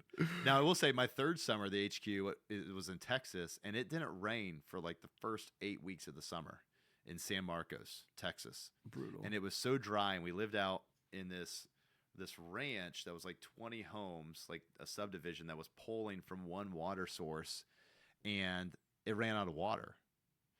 And so we had no water, and it was like a nice home that we lived in. And it was me and who was there? Jake Fowler's cousin and Holly Flitner. And we were like, we don't have, like, we have to collect water. So like, all day, I would just collect water from people, like bottles of water. Like, you don't have to have water. I don't have water. And like, that was our shower. Like, that whole week was just stand there, pour a bottle on you. No way. And then, like, to brush your teeth in the morning, like anything. You're like, it was crazy. But then you go outside, and it's 110 degrees. Like, you'd immediately sweat again. And you're just like, and then when it finally rained, I remember the little neighborhood I was in, but I remember the families coming out into the neighborhood like it was like the first snow of winter. Like they all like came out and they were like, oh, it's raining. Wow. You must have also been like, this is awesome. Because they talk to you at Salesco about the rain. You've already done multiple summers in the rain at this point. Yeah. You're like, what is this? This is garbage. Yeah. And I sold in Missouri the first 2 summers, which is very similar to Ohio, like where I'm from. Yeah. Texas was completely different. Yeah. And it was just like, whoa. Hot and humid. Disgusting. How do people live there in the summer? That's gross. Yeah. Oh, unbelievable. Okay. Favorite breakfast spot? Oh, that's why we love rapid fire. Oh,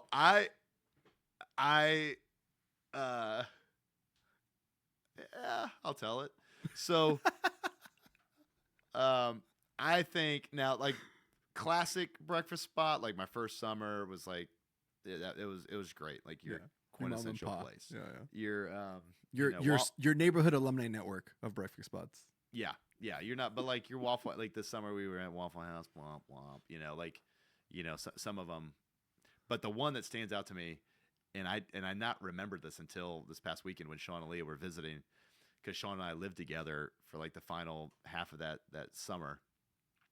But it was a breakfast spot that was local. And when you walked in, they had ice cream. It was like a creamery at night. Like had all your homemade ice creams like there.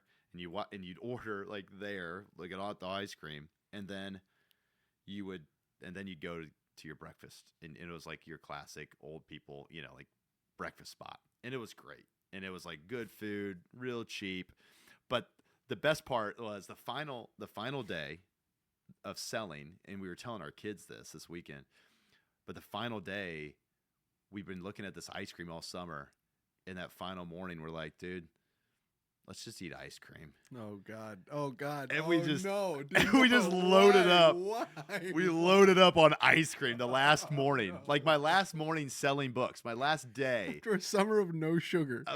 Yeah, like here's ice cream. Well, dude, I chugged, I drank, I had all kinds of sugar all summer long. I'm just saying, like that kind, like lactic not that sugar. kind, Lactic not that kind. Sugar. Yeah. So like, dude, we just load up. I'm like, yep, give me a scoop of that. Give me a scoop of that. And our kids, we told them this story. They're like, what? You had ice cream for breakfast? And I'm like, yeah, we had a lot. And so we ate all this. And then it was like, our buddy's like, when did you crash? And we were like, I made it maybe through the halfway through the second goal period. And then I was just like, oh, I don't feel so good. Oh, no. But the best part about the breakfast spot oh shit, dude, is that which you probably could do a whole segment on this with alumni, but the best part was it was in this little tiny town in North Carolina named Climax. Oh yeah. You always have one solid town where you're like, oh yeah. It was so we ate my final summer. My breakfast spot was in Climax, North Carolina. And we gave out shake weights for execs to the first years. Until you climax. Yeah. Oh. So, dude, I mean, it's yeah, that It's was a good great. workout, dude. That was a great. I mean, the shake weight. I mean, the old men. We've heard some good town names in here, but that's pretty up there. The only one that comes to mind is Ian Brown was in here once, and he had a town named Pound Town. And so anytime somebody would follow him, they'd be like, "Do you know where we're going? Do you know where we're going? We're going to Pound Town." Pound Town. Dude, my So second that's summer, Climax, North Carolina is just awesome. It's good. Yeah, my second summer I sold in Mexico. I lived in Mexico, Missouri. Oh no way! Yeah, There's and a so Mexico, I would just, Missouri. I know there's a Milan, Missouri. I didn't know there was. Yeah, Mexico's not far from Colombia, like right in the center of the state. I lived in Como for a while. I didn't know there was. I did know this actually. Yeah, and Yeah. so my Wow. approach that summer was like, hey, I'm just talking with all the Mexicans. People would be like, What? yeah, that sounds about right. Yeah, it's Missouri, small town Yeah, Missouri. in Mexico, Farmland. Missouri. You Yeah. find them there. Oh man, I just That looked house up over there. Climax. I Yeah, just looked up Climax. Climax, North Carolina. There it is. There's not Old much Climax Road. out there. Yeah, there's not much out there. There's a little Dollar General, I Hunting think. Lodge Road, Old Climax Road. There's an Exxon and Appomattox Road. Those three roads that run through that town. Appomattox. Is that how Yeah. you say it? Appomattox? Yeah, Did you not take history? I mean, U.S. history? And then Bethlehem, although they probably Bethlehem. call it Bethlehem. Bethlehem. Yeah, see? Straight up that road right there. Appomattox. That's my favorite. Yeah. And Climax. It's actually pronounced Climax. Yeah, probably. Climax Volunteer Fire Department. The names of these places are great. Dave's original Climax backyard. It's a grill. Oh, bar and grill. Oh, Climax Church. Yeah. Climax Catholic Church. Sounds about right. All right, so Yeah. cool. There you go. Neat. Okay, so that was. Oh wait, hold on. I had the rapid fire questions, so I gotta pull them back up. Hold on. Get you sidetracked. All right, hold on. All right, okay. Okay, favorite fall day. You already answered that one, so. Yep. Okay. Yeah. And then favorite off schedule story. Oh boy. Oh boy. And don't you be one of there's those a people that lot. says you never got off schedule, because that's I know. BS. I don't know my favorite off schedule story. I can tell you the first day that I got off schedule. That's fine too. It's memorable because it was 8/8/08. Nice. So it was August 8th. So, and that was opening. I don't know if you remember this, probably not, but 17 it was years ago, bro. It was the opening day/night of the Beijing Olympics. Oh yeah. And so Okay. so it was like Okay. all, and that was my 5th summer. This was, this goes back to the whole summer with Ryan and them. And it will make a lot more sense by that point once you hear the rest of these stories. But it was August at that point. My whole org had quit. It was just me, Ryan, Sean, the B manager, and one first year. Like that was it. It was a bloodbath. I mean, that summer started. That summer started with 14 people, and 3 weeks in, there was 3 of us left. It was bloodshed in Southwest Missouri. And the economy was just falling apart. You were 1 month and 10 days away from just. Ryan moved in with us because he was getting his teeth kicked in St. Louis. There were floods in Iowa. That's why Topher eventually came in. Yeah, dude, it was. But yeah, it just all built to that moment. I was like, yeah, I'm going to go eat at a Mexican restaurant, and I'm going to watch the opening ceremonies of these Olympics. That's what I'm going to go do. It's solid. And nobody blames you. And nobody, yeah. And if people blame you, screw them, dude. That's fair. Exactly. It's more than fair to just be like, I got to be proud of America somewhere. Yeah, exactly. Like, jeez. So there's more stories that come along with those Olympics, which we'll tell. Yeah. It involves, here's the teaser. It involves us getting thrown out of our breakfast spot at 3 a.m. Yeah. There's some good stories there. It involves a car that only goes in river. Yeah. Oh my God, dude, that's such a funny story. Yeah, that was off schedule. Ryan has to tell that story too. All right. Yeah. Favorite sales day. Now this could be because you had the most units, or just maybe you had 0 day and it changed you. Like the day where you look back and like, this is a crazy day in the book field. Of all of my days. Yeah. If you could, whatever comes to mind. That's like. Yeah. There's 108 of them. Probably could ask like a one summer person and they would be able to pinpoint it. You know, a heck of a lot faster. I mean, I have one out of my 4 that was like, wow, that was a day. Here's this is from 2008, but it's kind of lives on. So, I loved selling books on the 4th of July. Okay. I loved it. Okay. It's a very polarizing day, but for me, I was like, dude, I'm in. And that summer in Missouri, in Springfield, Missouri, with Ryan, I got a red, white, and blue mullet wig from the local Walmart. Let's go. And I wear it pretty much every 4th of July. I wore it this past 4th of July. I mean, that's 17 years old, and that wig is beautiful. I wore it 2 weeks ago to the Southwestern Consulting's awards night when it was red, white, and boots. I'm like, nice. Do you know how many units have been sold in this wig? I mean, I bought it, and then that first 4th of July in Springfield, I think I sold 260 some units that day, and I was like, "Good day." Oh, that paid off. We'll do that again. Yeah, rinse and repeat. The next year, it's like I sold I think 300 units that day, 4th of July. The next summer, and it was like, yeah, this thing's awesome. Like, I should sell this every day. It's a precursor to what would become your GRS getup. Yeah, there you go. Yeah, so that's probably. I mean, as far as a sales day, there's not. That's pretty good. Yeah, pretty good. 3 left. And the other 2, there might be a non-answer to 2 of these, but favorite customer. Wow. I don't know if I've thought about that one ever. Whoa, really? Favorite customer? No, I mean, there's so many memorable customers, but there's like 3 or 4 that you're like, whoa, you are. I mean, you still keep in touch with some of these. Dude, that was so long ago at this point. I don't. Really? I have people who they still keep in touch with them decades later. Well, they're still alive, some of them. Honestly, I don't know if I have a favorite customer. Like, who would stand out in that time? One that was pretty. The one that actually was like, oh, that was interesting, was my second summer in Mexico, or outside of Mexico, Missouri. There's this family, I couldn't catch up with them, and finally they're like, all right, come at this time, come at night. And I get there, this is like midsummer, and I had a first year following me, and we go to this house, and they're like, all right, finally, yep, let's sit down with mom, dad, and they had like a middle school and elementary age kid. And I'm like, yeah, so, not from here. I'm from Ohio. You ever been there? And they're like, well, we got family in Ohio.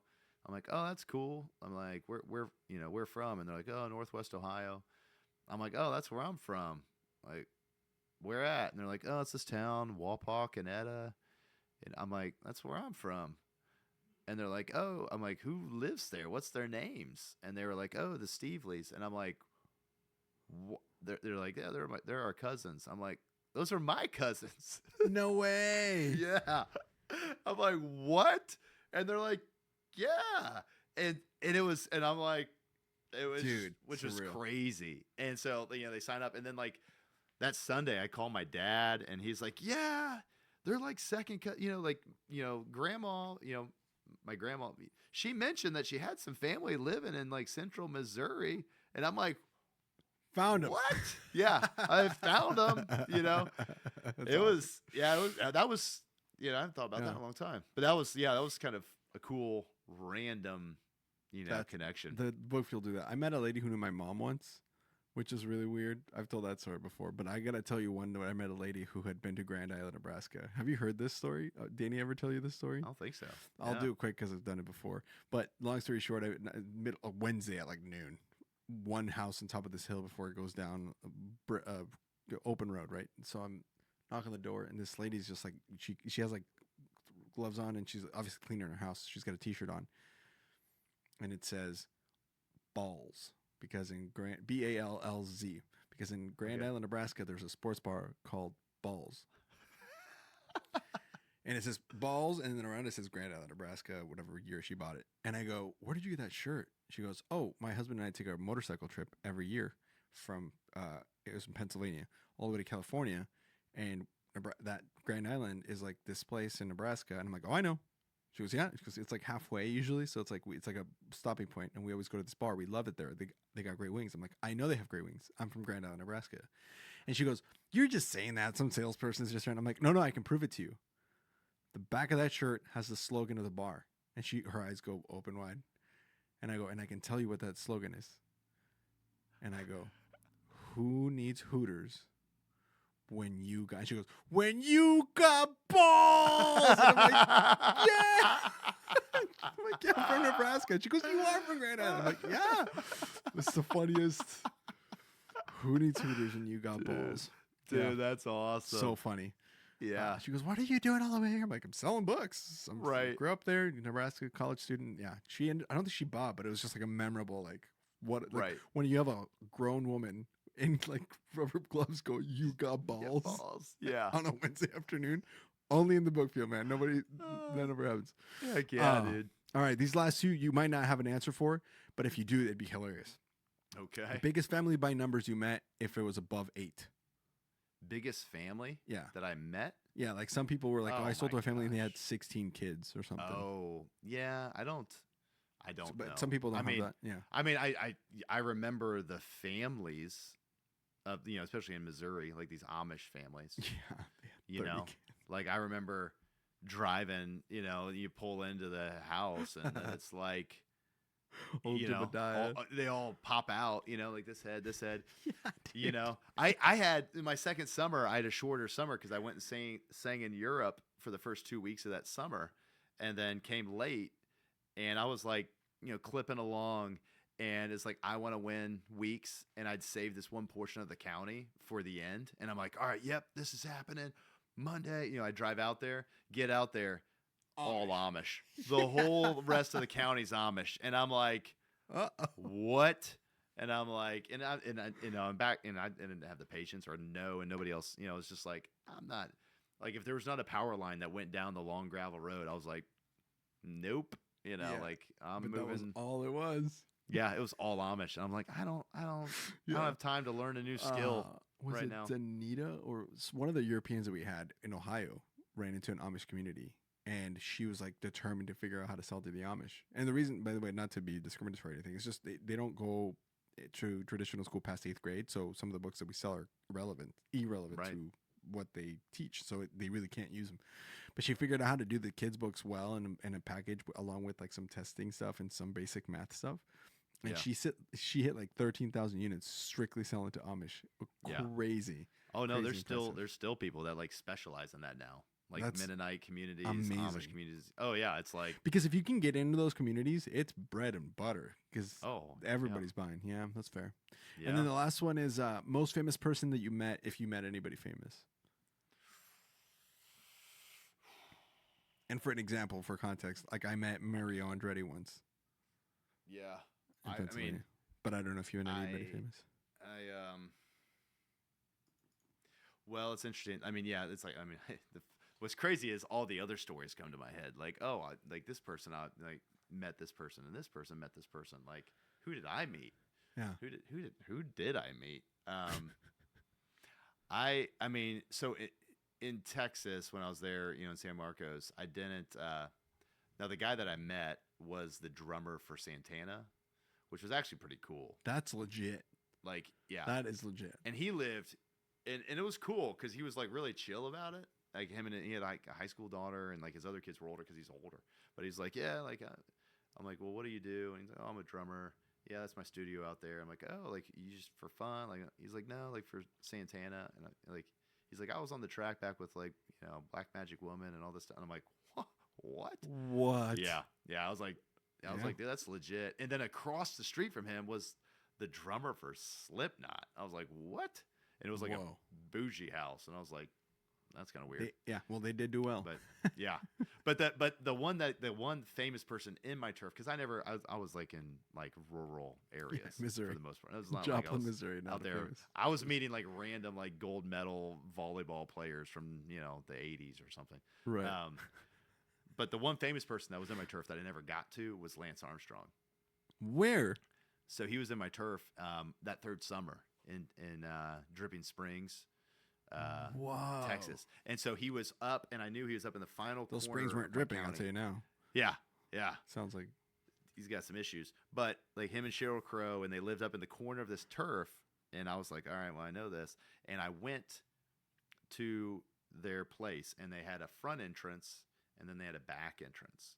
And it was like hill country, so it's like you could see their house down through the valley and like over.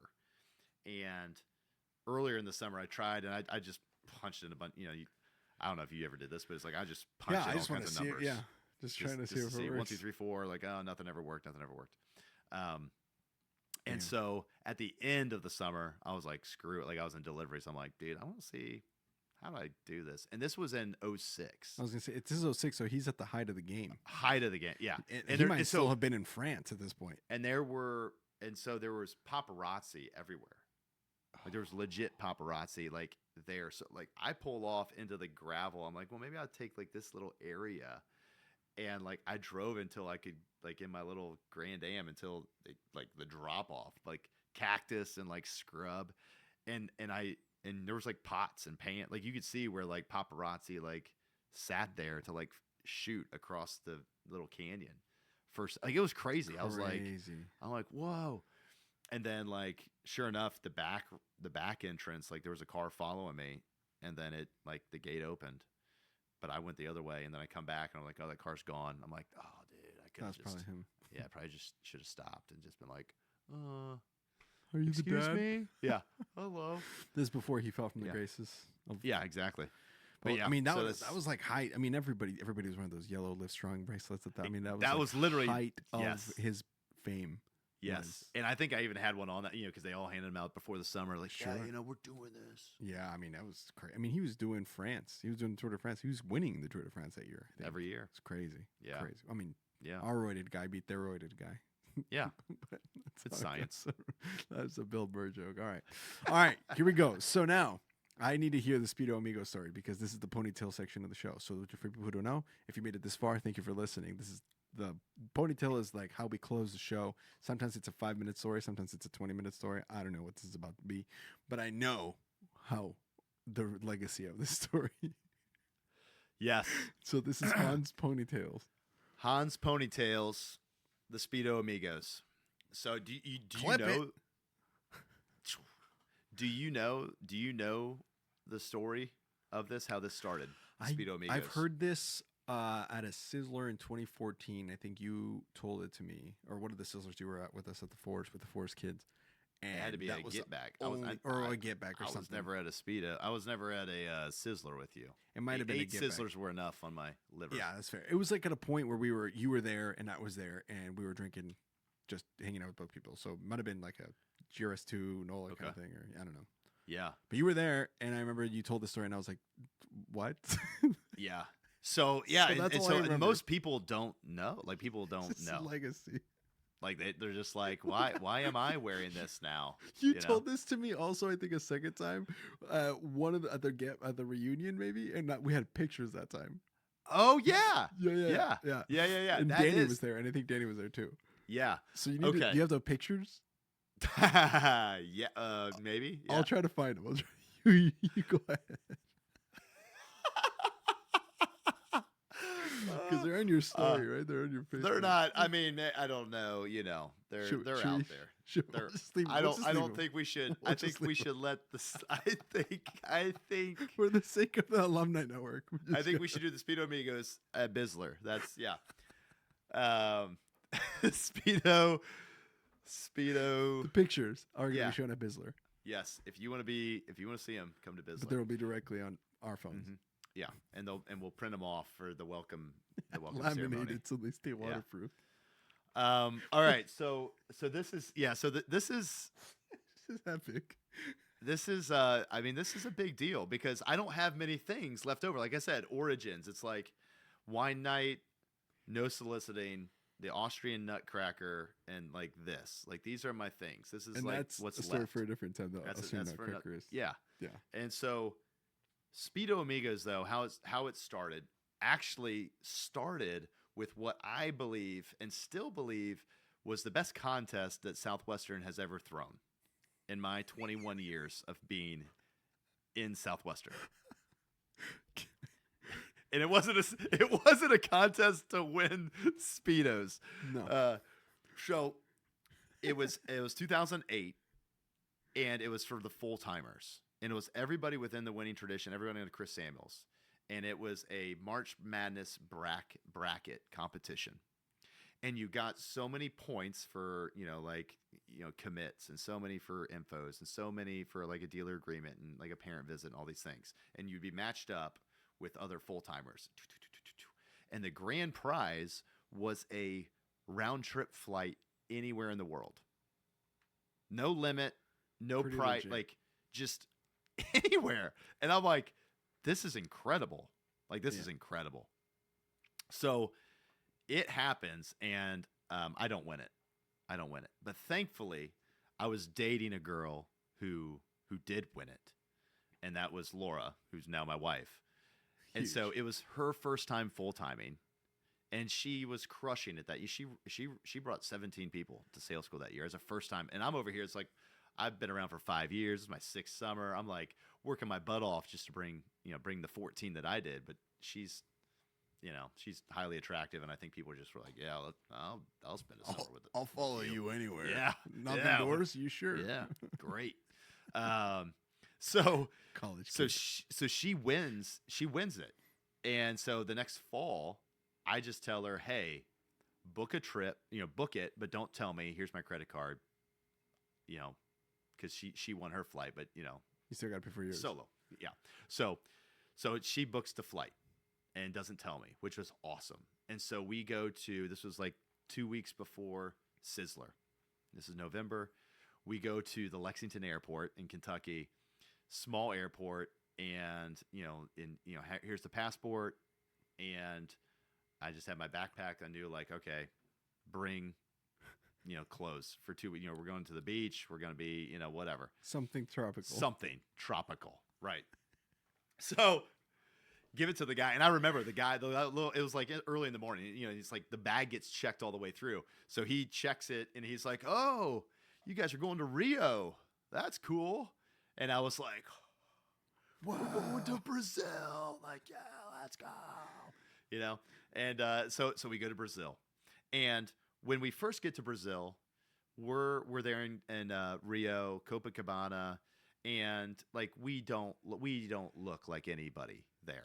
Fair enough. Like You're both- German. They're Latin. Yeah, like both Both of six- you. Yeah. 6 feet tall, blonde hair, blue eyes, like white, as can be. Like, we don't look like the short, dark hair. Like, You guys would have been fine in the 30s in Germany.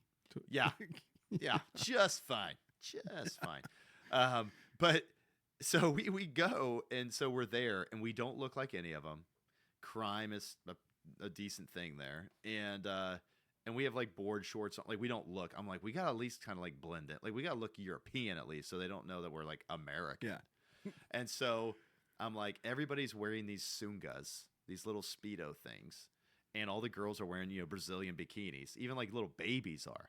And so like the first day we're there, we're just at a cafe, and I'm like, Laura, like we gotta marry our turf. So we go down to the beachfront, the Copacabana, boardwalk with all their little vendors and like this farmer's market, all these things. And we're like, I buy a sunga, she buys a Brazilian. So then we go to this resort town and do a booze cruise. And we're on it, and I'm like, all right, Laura, now's the time. Like, I had board shorts on, like, here we go. And I just stand up, and I just drop trowel and just dive into the water. And I'm like, whoa. This is probably a Canon moment for me, because I was like, whoa, this is amazing. Like, no wonder these Europeans do this. I was like, this water feels so good on my thighs. Like, this is like, oh, I feel light as a feather. This is amazing. I'm like, Laura, jump in. And she's still got her like American, swimsuit on. She's like, okay, And so then we were just in it for the rest of the time. For 2 weeks, we're just Brazilianed out, like, yep, we're here. Encouragement, boom, boom, boom. And so it's the last afternoon, and we're back in Rio. We went all over. We went to the rainforest. We got all kinds of other stories. But we're back in Rio. We're at a cafe. We're waiting for our flight to go to the airport. And we're coming from there, and we're going to go straight to Sizzler. And this was right after that summer in North Carolina. My team of 14 they sold like 14,000 units. I had a bunch of them on Sizzler. A bunch of my other, managers was like, this is going to be fun. So we're sitting there drinking at this cafe, and I'm like, Laura, we got to get him a gift. Like, we got to get him a gift. And at this point, we're buzzed, We're like, yeah, we should do that. Like, I mean, I remember the cafe where we were at. And we're like, well, we got some time. You know what we should do? Let's get them swimsuits. Let's get them sungas. And we're like, yeah. So we just walked down to the market again. And I'm like, you know what? I'm going to get one of every color of like the rainbow. So she's like, yeah. So I'm going up and down this long strip trying to find like a purple one and a green one. And does size matter? No. No. They're all the same. Size didn't matter. I just needed the colors. And so I'm bartering. Like, hey, I got a blue one. Can I get a green one? Can I and so I get a black one, a brown one. I had the blue. I got a yellow, green, purple, and leopard. Wasn't there a leopard? Some other one. No, not that year. So the original was like these Roy G. Biv for the most part, black and brown. And so get them. And then for the girls, we got matching Brazilian bikinis, like for them. Solid. Like, great. So we get them. Day 2, it's like of Sizzler. We're like, all right, hey, the next day we have the booze cruise, and we're sitting at the pool, all drinking. And I was like, hey, everybody, we got you. Thanks for being here. We're so excited for you to be here. We got, when we were in Brazil, we got you some gifts, and the only rule is, whatever you pull out of this bag, like that's what you got to wear tomorrow on the booze cruise. And they're like, okay. Like, they didn't even know what it was, right? So I remember holding the bag up like this, and each guy, like, coming over, like, pulling one out.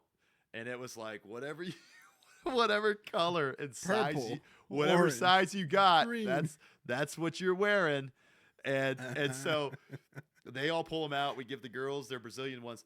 And the only one that swapped was Chris Salata, because he was the smallest. And the only green one that I could find was a kid's medium. And it was so small. It was so, was Chris, this one has to go to you, dude. I'm sorry. Like, so we all wear them. The next day we get out there, we all have our board shorts on, we're out there in the middle of the day on the catamaran. It's like, all right, this is the moment. We go to the front of the catamaran and just drop trow.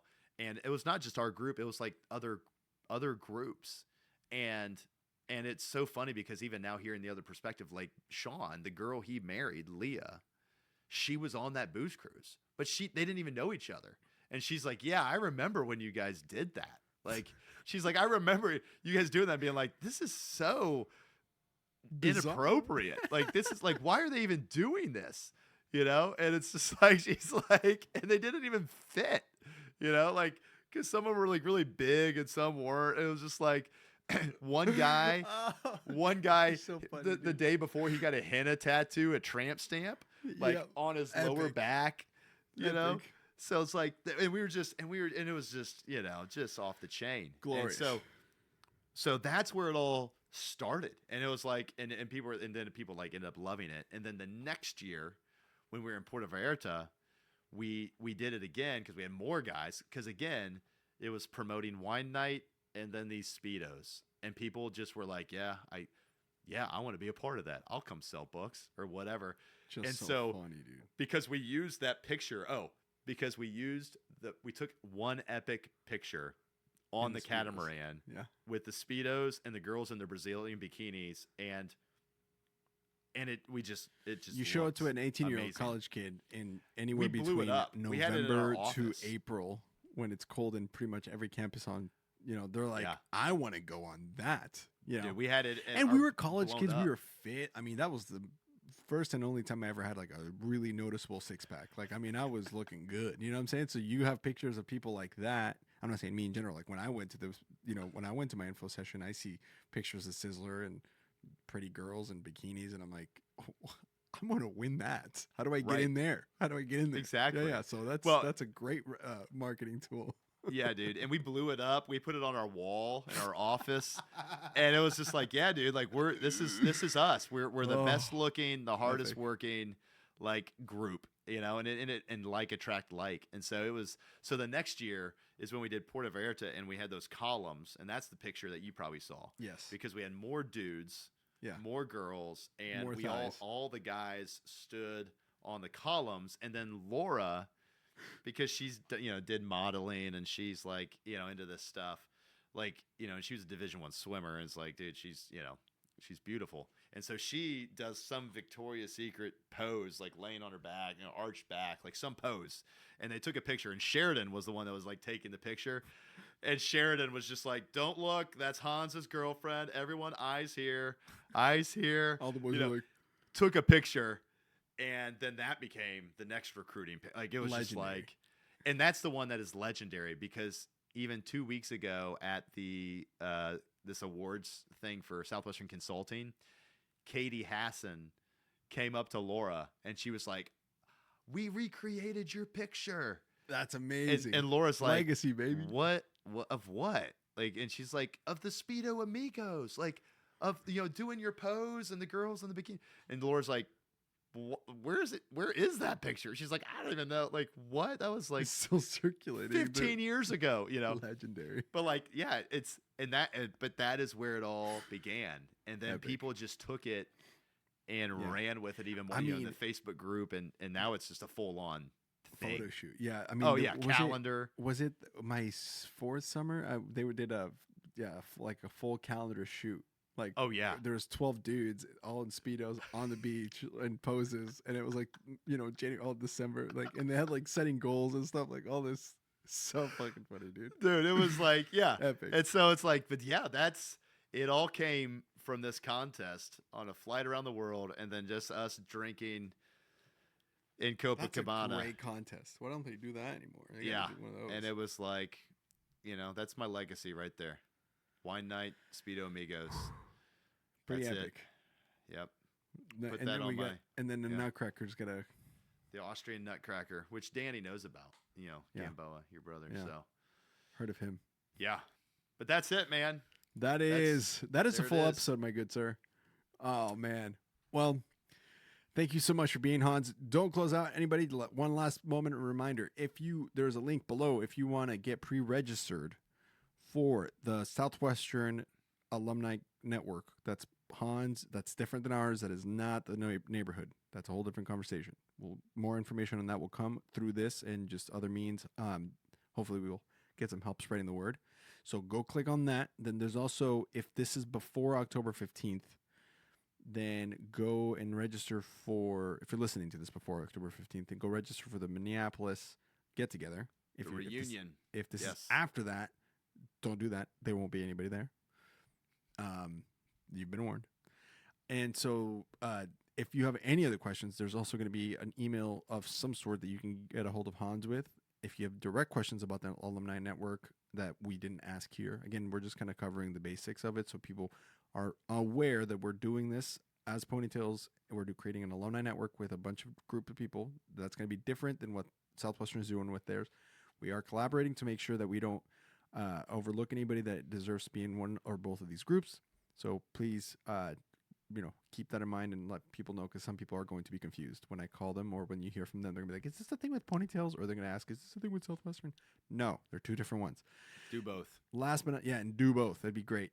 Last but not least, stay tuned, because we were going to have Ryan and Hans recall some, and maybe Tover, recall Summer some of 08. 08 stories that are going to be, it's going to be hilarious. I mean, I know at least 3 of those stories. With not as much details as I probably should, but still just remembering some of the details that I do know. And my God, it's going to be fun. It's going to be a great episode. So make sure you stay tuned for that. Any last closing thoughts that I didn't cover, Hans, that I need to do? No, man. Thank you for having me. This is fun to do this, to collaborate together, and hopefully some people got something out of this, got some laughs, and yeah, dude, it is fun to be part of Southwestern. So it's a great day to be bookman. Absolutely. That's right. Awesome, guys. Well, thank you so much for listening. Stay tuned. Like I said, we'll see you on the next episode. My name is Anders Gamboa, and this has been the Ponytails Podcast. Bye, everybody.